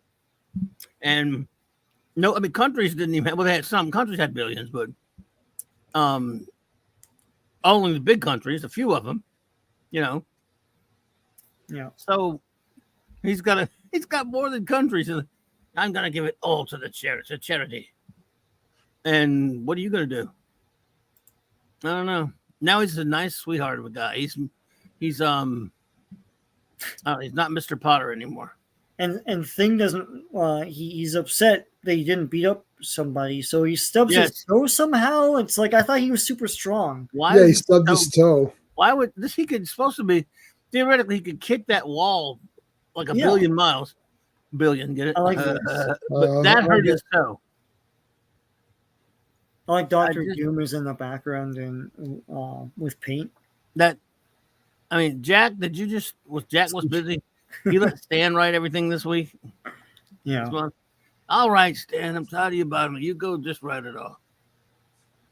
I finally get to write whatever I want and create it. Yeah, there you go. Yeah, he's talking about the issue. This is very embarrassing.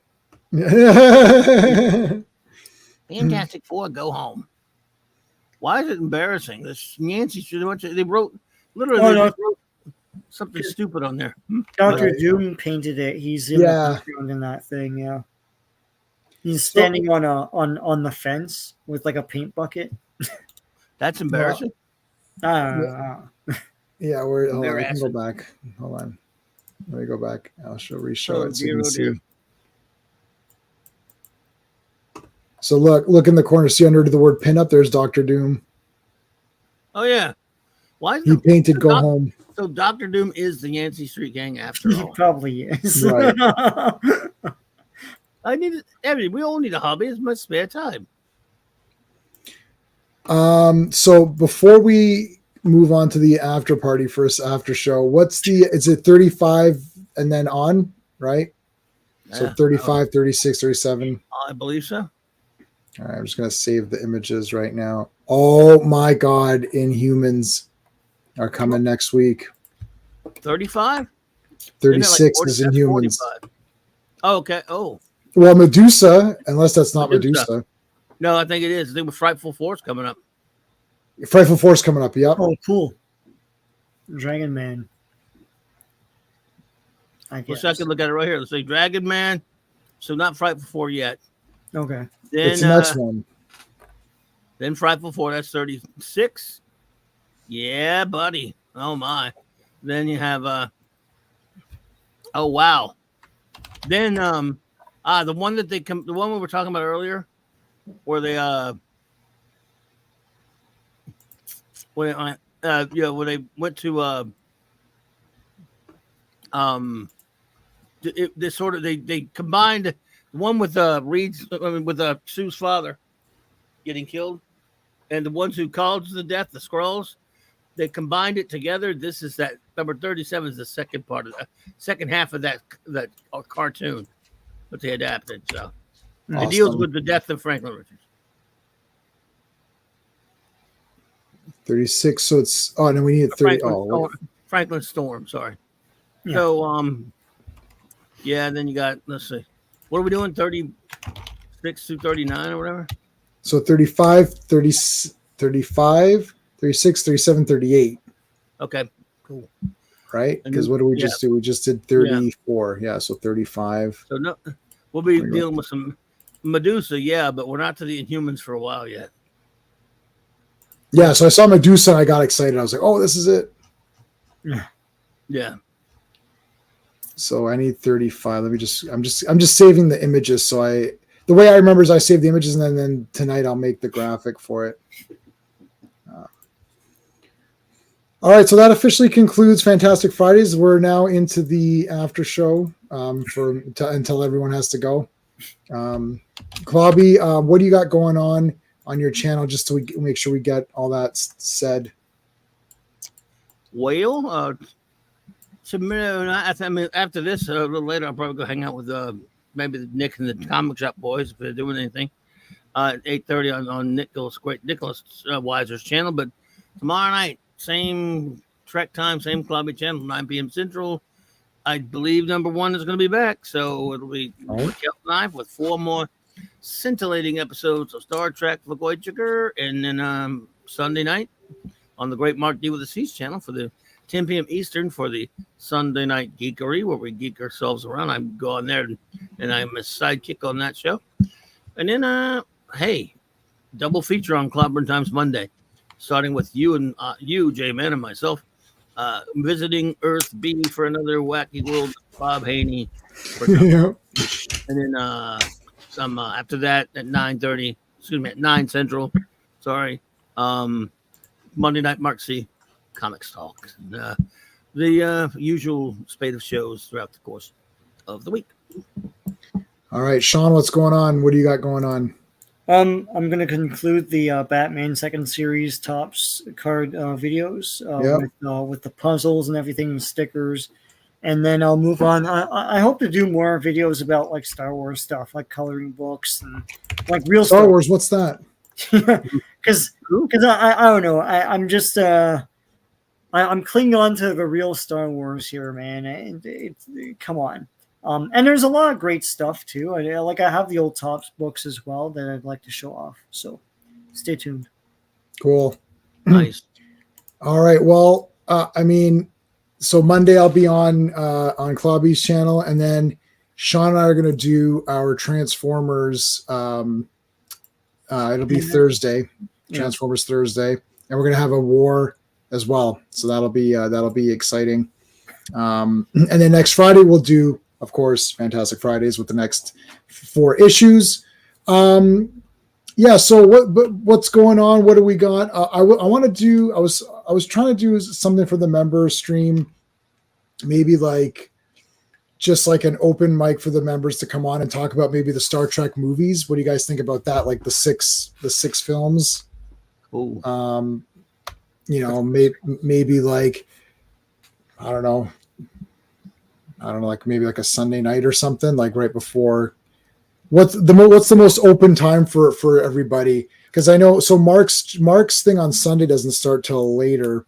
He starts at like 10 or something, right? 10 your time. Yeah, 10 my time. So that I'm usually asleep by the time that especially Sunday, because then I got work the next day. Yeah, I'm gone most of Sunday. Then I get back around like 7 your time or something. Mm-hmm. 6. Okay, so we can like I don't know. What do you guys think? Maybe I'll just do like a random one. See what. Because I don't know if we could just do like a generic hangout, but I thought it might be neat if we have like somewhat of a topic, but we don't need a topic necessarily. We could just hang out and just do whatever. Like I used to do open mics like on Saturdays and stuff like that. It'd be the members first, like members only. If you're trying to do something to continue on your Star Trek thing, are you going to do the cartoons? I was thinking about that. So the problem is that they're too short, and I like them all anyways. Like Clobby, do you remember? Was there any episode of the animated series that you didn't think was very good? Like I pretty much thought they were all pretty damn neat. There were some were subpar, but I liked the show. There were 1 or 2 like stinkers, I think maybe, but. Not like third season. Yeah, there were a couple. I mean, yeah. What's the Walter Koenig one where he wrote one called The Infinite Vulcan? Yeah, which I didn't mind much, but a lot of people, my buddy of mine hated it. He used to say, on the basis of this giant Spock does not deserve to live. Oh, I like the giant Spock. That was cool. He hated that one. I'm just quoting him. I didn't really care. I thought it was an okay episode personally, but they had it was kind of there was what was a bad, but I don't know if there were too many awful ones. Ben was messy. Ben had some problems. We were critical of a lot of them. We loved when we reviewed them. I mean, we, on the whole, loved it, but there were some episodes here and there that were not quite as good. But no, it's a good show, a good cartoon. I mean, I love it. Like they're because they're so short. Like there's nothing for me to talk about. It's hard to do the space system on like a. That's why we don't do that for our Transformer streams. Like when Sean and I do it, like we're just talking. Right. It's hard to review it. Like we'll just be like, yeah, that was a cool episode, and then we just talk about it. I'll show you guys the graphic. This is next Friday. Nice. So that looks pretty. That's gonna be pretty awesome. It won't be seeing the Inhumans till issue 45, but you'll see members like Medusa, And I love the Wizard, man. Wizard is in there. Yeah, 5'4", man. They're not as good as the Fatal Five, but they're Yeah. Well, we got Doctor Who. I'm going to probably watch Doctor Who. I don't know if I have the stomach to watch it tonight. Oh boy. I might just wait. And I got a lot of pushback on this last episode, and it was absolutely abysmal. Like, oh my God. Take everything you know about like writing, characters, story, and throw it out the window. And listen, and RTD has not always done the best episodes. However, I've never seen such lazy this episode, I think I don't know if he hates it so much that he wants to just tank it. And he's like, you know what? Let's just tank this because it's such a disgrace at this point. Because or he's lost his not only his mind, but his ability to even write a story. There at no point in time in that last episode was there any character. There's one character that was okay, but there's supposed to be this big point at the end, and I don't even understand what the point was. It's like it's a character who you despise, you want to see them die, you hate them, and then at the end you find out that the character that you've hated and despised and is not interesting was a race car driver, right? Yes. Was a bigot. Was a bigot. The more you hate her, even you couldn't hate her enough. But I already hated her. I want to see her die. It's like, oh, she's a bigot. I'm like, okay, well that figures. They made you hate her for what she did to that dude. Right. I didn't hate her. I mean, she was annoying, but I didn't hate her until what she did to that guy. Right. She betrayed that guy and let him die. Got him killed. Save her own skin. Yeah. And then she's a bigot. Haha. Now do you hate her more? Well, I already hate her. And there's the problem. It's one thing for one character to be a bigot. All of those people were bigots. And to have him groveling, saying, I don't care what all of you think. Basically, he said, because he explained to them, look, if you go down into that river down there, you're probably going to get killed because of damn. Oh, by the way, remember the twist where the guy, before she got him killed, he found out that the people in the homeworld were all dead. Right. Killed by the slugs. Well, these idiots didn't know that. Right. He tried to explain it to him. The doctor knew it. So if they go down into that, that wilderness, that forest, they're dead meat. But they would rather take their chances. He tries to explain to them, I have this. He tells them what the TARDIS is, what it can do. It's big transdimensional in there, so you can go in there. You can all fit. I'll bring anywhere you want to go in the universe. No, and they started basically without yelling the word, you know what? Right. They're just, you're just yucky. We don't want to be around you. It's one thing like to look at you online or to maybe talk to you online a little bit, but they mentioned purity, basically, like you said, complete race car driver stuff. And you're yucky and we don't like you. And he, even still, instead of like saying, well, you know what? Screw off, go die then. He didn't do that. He could have said, now everything that falls in line with the actual character of the Doctor, he'd have been pissed. Like Capaldi wouldn't sit there and cry like a baby. Capaldi would yell at him, tell them how stupid they are, and give them a lecture about how moronic they're being. Right. And still say, I'm willing to save you. Well, he's at this point when he starts begging them to let him save them, and they still won't do it. The show reaches a point of preposterousness that you can't take that seriously. Like in other words, right. Let's say you have a situation where if you step out of you're about to have a bear breaking into your this door that you're barely holding. It's a big old bear. And somebody has a magic door you can walk through, and you'll be saved from the bear that's about to eat you and kill you.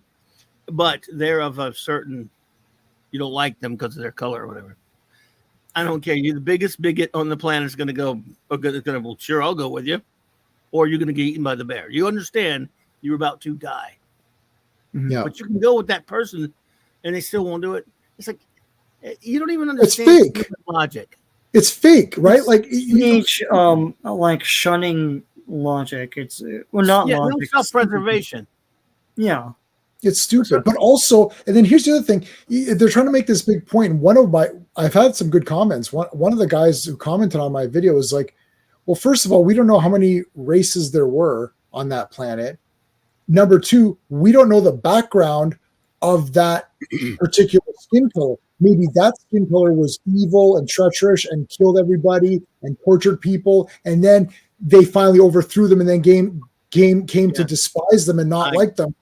We don't know that. See, a good science fiction writer would have established the rules a bit better before giving a lesson, right?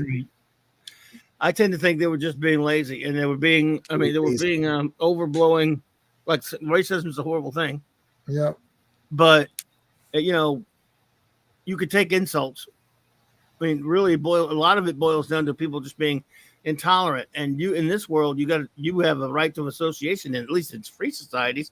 So usually you just don't have to. If you think somebody's a race car driver, you can go, well, I don't have to hang out with them. But if that race car driver makes a chance, if it's your only shot to save your freaking life, most people go, yeah, well, I guess they're willing to help me. What the hell? And here's another point.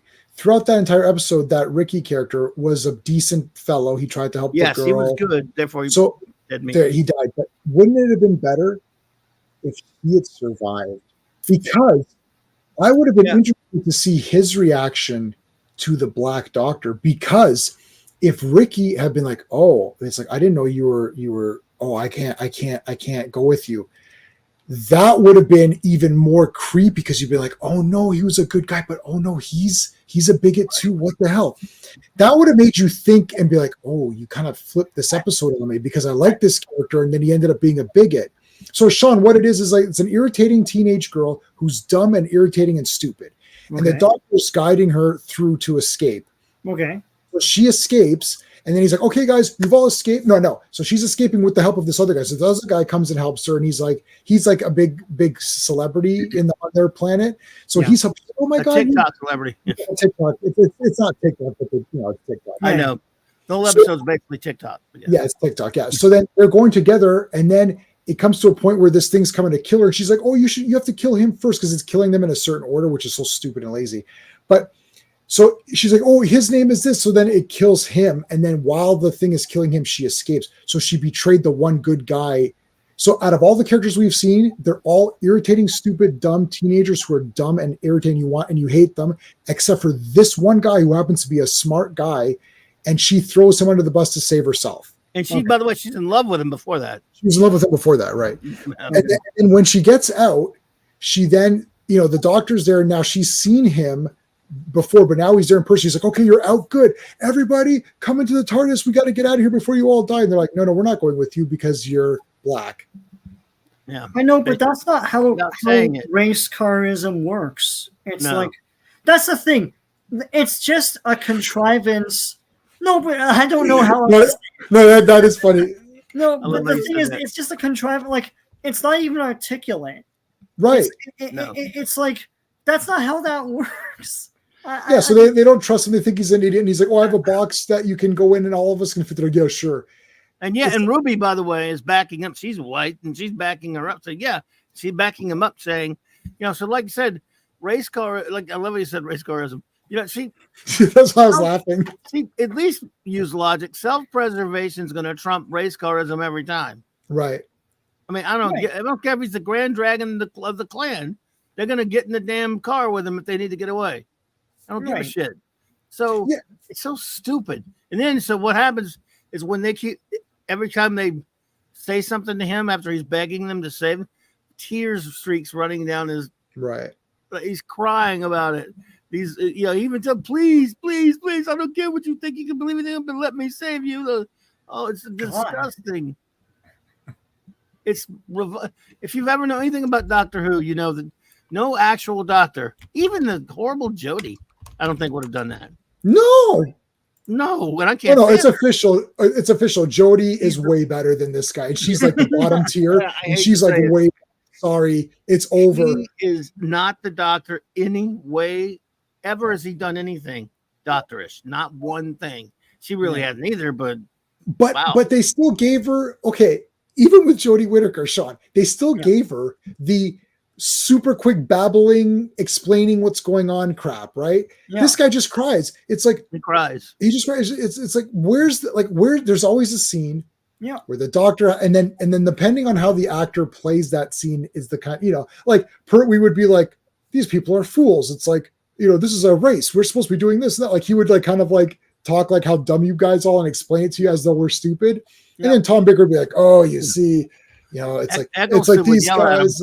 Yeah, Eccleston would be yelling at you, right? Matt Smith would be Capaldi going, would be yelling well, at Matt, like Matt Smith would be all crazy and whatever. And like, it's like each doctor plays that differently. So, but there's not even a scene with that scene hasn't happened where the doctor is babbling on about explaining what the thing is. You're like, when is that going to happen? Because he never knows anything. He doesn't know anything. So It's he's so- never an expert at anything. Not on this show. Yeah. Not anymore. He's just like there. And Bobby, let's just say this: did the doctor not know that they were race car drivers? Couldn't he have used his chameleon? Right, like he would have made him. He would have let Ruby just talk. Yeah, but it wouldn't matter. He was there. Remember, he'd been talking the whole time. He had no idea that they were, and neither one of them did. I guess. How could they? How did he not know that if he knows everything? And not to put too fine a point on it, Sean. Another aspect of this episode is these kids that are running that he's trying to save. They had, by the way, they did it via internet messaging. They're so dependent on the internet on this planet. They only work 2 hours a day, and they have these digital bubble, these virtual bubble things around their head with all their info on it, and they have to have that to walk. They can't walk, literally cannot walk without the thing telling them where to walk. Okay. With arrows and telling them, because she says I can't walk. She says, what do you mean you can't walk? She's trying to get him out of there. What those monsters are. She keeps bumping into shit. I can't walk without. Well, you can't walk to it. What do you mean? I don't know how to walk without the thing telling me where to go. It's like that bad. That was part of the parody of the episode or the satire of the episode, which would have been funny, I guess. But it's like a little. It's too on the nose. Way way out there. Yeah. Like I remember J-Man and I went to see Crash, and when we came out, we destroyed that movie. Hold on. That was not the David Cronenberg movie, which is great. It's the other one. No, the one that won an Oscar. It's an Oscar. The one that won an Oscar, yeah. Picture. What's that one? It was about race carism, but it was. I didn't see that one. I'm so happy I came up with the term race car for this because this is that it's the best. Race, no, that is mine. Thank you. Everyone's gonna say it, and then they're gonna ban that. It's like, but then Sean going a step further and doing race carism is I love it. Sean just find it. Yeah, it's about that, but it's so babyish and on the nose. It's like there's nothing subtle to it, and it's a bunch of contrivances. Like the scenarios are all contrived and would probably never happen, right? And then it went on to win the Oscar for Best Picture as this big, profound movie. Yeah. But when we saw it before it won the Oscar, we're like, "What the hell is this? This is awful." And we picked it apart. And I feel like some people, they make things like this sounds like that. It's like you're not making a point here, and really, this is very. It's like I don't think that's how people who are bigoted towards other people really actually think. It's not. They don't think of them like they're a high school mean girl, like they're just going to shun you and that's not how it works. But anyway, let me tell you something. I'm because I'm old and I live down in the South. I've encountered every single kind of the most horrible, vile type of bigotries. I'm not talking about on television or watching Archie Bunker. In real life, people talking in real and believe me, I don't like it. I hate it. But I've been around it for real. They are still human beings who are saying bad things, who believe things that I think are terrible, and still you can talk to them. I've always believed that. I've always tried to argue with those people and try to say, why do you think that? Why do you, including family members? Look, that's all. It's probably. I'm not saying it's just the South. It's a human condition, but obviously the stereotype is just the South. And when I was a kid, I had to learn. Because there was so much of it down here, though. I had to unlearn it, rather. I had to learn that it was wrong. Mm-hmm. And comic books went a long way towards teaching me that. Because I was around family members that would say some of the nastiest bad things. Mm-hmm. And I had to learn about, why was it wrong? Because unless parents or someone are teaching a kid why it's wrong, you're not going to think it's wrong. But that was in the 60s and the 70s. We live in a time now when each generation has bred more and more of it out of our system as a society. Doesn't mean it doesn't exist, but it's nowhere near as prevalent as it was back then. Right. But people like Russell T. Davies and Ncuti Gatwa, who, by the way, Shooty came out just in an interview a couple of weeks ago and talked about, calling white people all kind of racist names, saying, he's basically called, he referred to white people as, quote, gammons, which apparently is some sort of slur about pigs. Okay. And he did it in an interview. And again, he said some nasty stuff. And he said, you can go touch grass if you don't like it. And he was calling everybody bigots, all that stuff. Yeah, this entitlement, it's like, I don't understand. Like, it's like you can't replace bigotry with another kind of bigotry. And that's not tolerant at all. It's like, what do you... Yeah. They believe that white people were the only people that are even capable of being bigots. They don't think anyone else could be a race car driver. But yeah. Unless, and it's a very can't be one. It's a very American and North American point of view too. It's like the rest of the world has other kinds of bigotry as well. We're not in the same boat of thinking of everything as black and white. So like when you say this in the world media, you look like an idiot, So and he does. Yeah, yep. and then on top of all that, it sucks. Like forget about all this. Like this isn't like someone said something stupid in RoboCop at the end. It's like you watch RoboCop, you're like, well, that was awesome. And there's one dumb line that's like in one scene or something. Like it's like the whole thing sucks anyways. It's like it's boring. There's no suspense. It's like the doctor's telling you where to walk, and you see these creatures. Like, the creatures looked wicked. These slug things. Yeah, they look pretty good. I'll give them that. They look like, I thought they were like going to be tractators. They didn't say it. Yeah, no, they were neat. Oh, Doctor Who slug villain. So yeah, they were neat, and you're like, oh, this is so cool. And then it's like, okay, there's a little bit of suspense built up, just like that 73 yards or whatever. 73 yards, first 15 minutes, dude.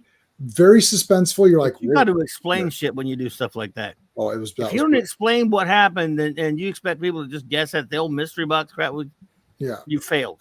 You failed, yeah. Right. Yeah. Both of those episodes are like that. Yeah, nothing. No, you don't know what's going on. Like the crap-alike, that's going to fail every time. So it's different. Well, it's going to fail on a. So the acolyte, the thing, it doesn't. Yeah, I don't care because, Obi-Wan wasn't ruined or anybody that I like, but. It's just like nothing's going on. And the problem is it's like nothing's going on. And then when you realize what is going on, it seems very silly because it's like there's a twin sister. You're like, okay, but they have this exact same hair. My God. Same hair. Yeah, exactly. Even guys, stop it. Even Van Damme, and I love Van, even in his movie, they had different hairstyles. Even in the Van Damme movie, Van Damme knew that he's like, so did I not have different hairstyles? Yeah, you have different hair.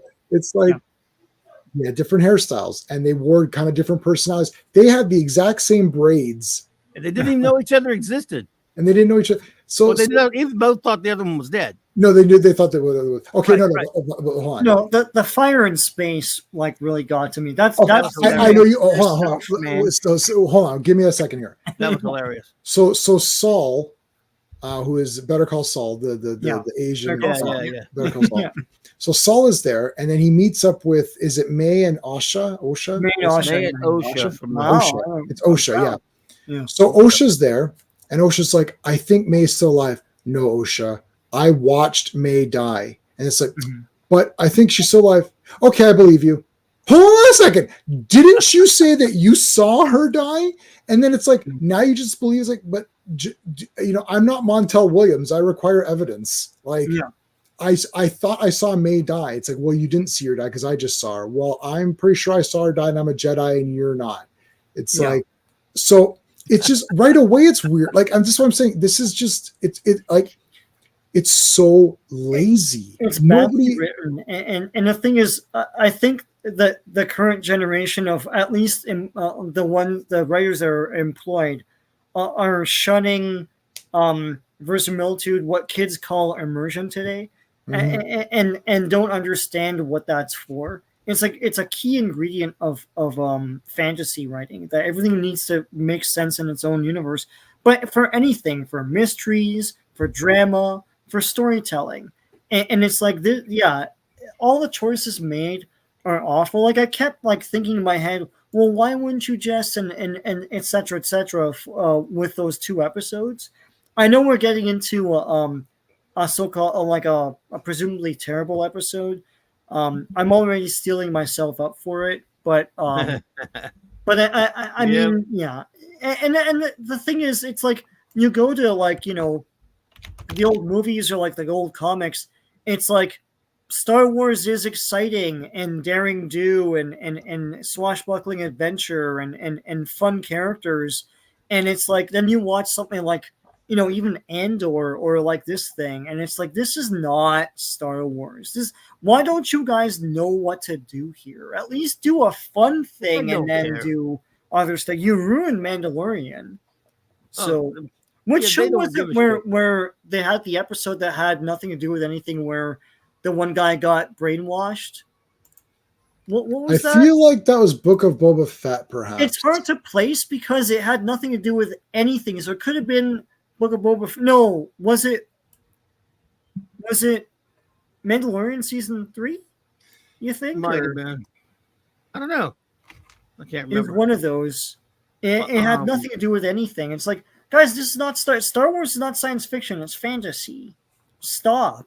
They don't know what that was the very bloody first thing. It's like the Jedi are good guys who do good things. It's supposed to be. They said in the beginning thing, it's 100 years before something. Yeah. I don't know what it is, but it's supposed to be. It's a time of light. Well, why does everything look like shit? Well, but it's a time. In the books, it's shit too. It's right. I don't understand what they're doing with the. Yeah, what does the time of light mean? I thought that meant that everything was nice. They're a-hole cops in this show. It's like the one guy immediately probes that Nemodian's mind. It's like you didn't even ask permission, right? And they're in that hovering. What's her name? Jackie is in that hovering ship with a spotlight on people, like it's like the LAPD or something. And like you're saying, like you are under arrest or whatever. They're trying to make them bullying cops kind of thing. Right. Yeah. But it's like they're the Jedi. What the hell? They have a philosophy. But bunch of garbage. I got to run over to another show, buddies. Yeah. Yeah. All right, guys. Well, we'll end off there, anyways. Yeah. Right, hey, Larry, how's it going? Sorry, dude. Larry. About to leave. Good night. See you, Sean. Happy birthday, Sean. Oh, thank you. Take care, bro. See you Monday. Right. Yeah, Monday. All right. We're gonna remove the brand here. There's my brand. All right, what can I leave you guys with? I'll leave you with Cora Jade as we say goodbye. All right, thanks everybody. While I find the thing. Hey friends, you've just been listening to J-Man, and he is the smartest person who ever lived. So make sure you like and subscribe.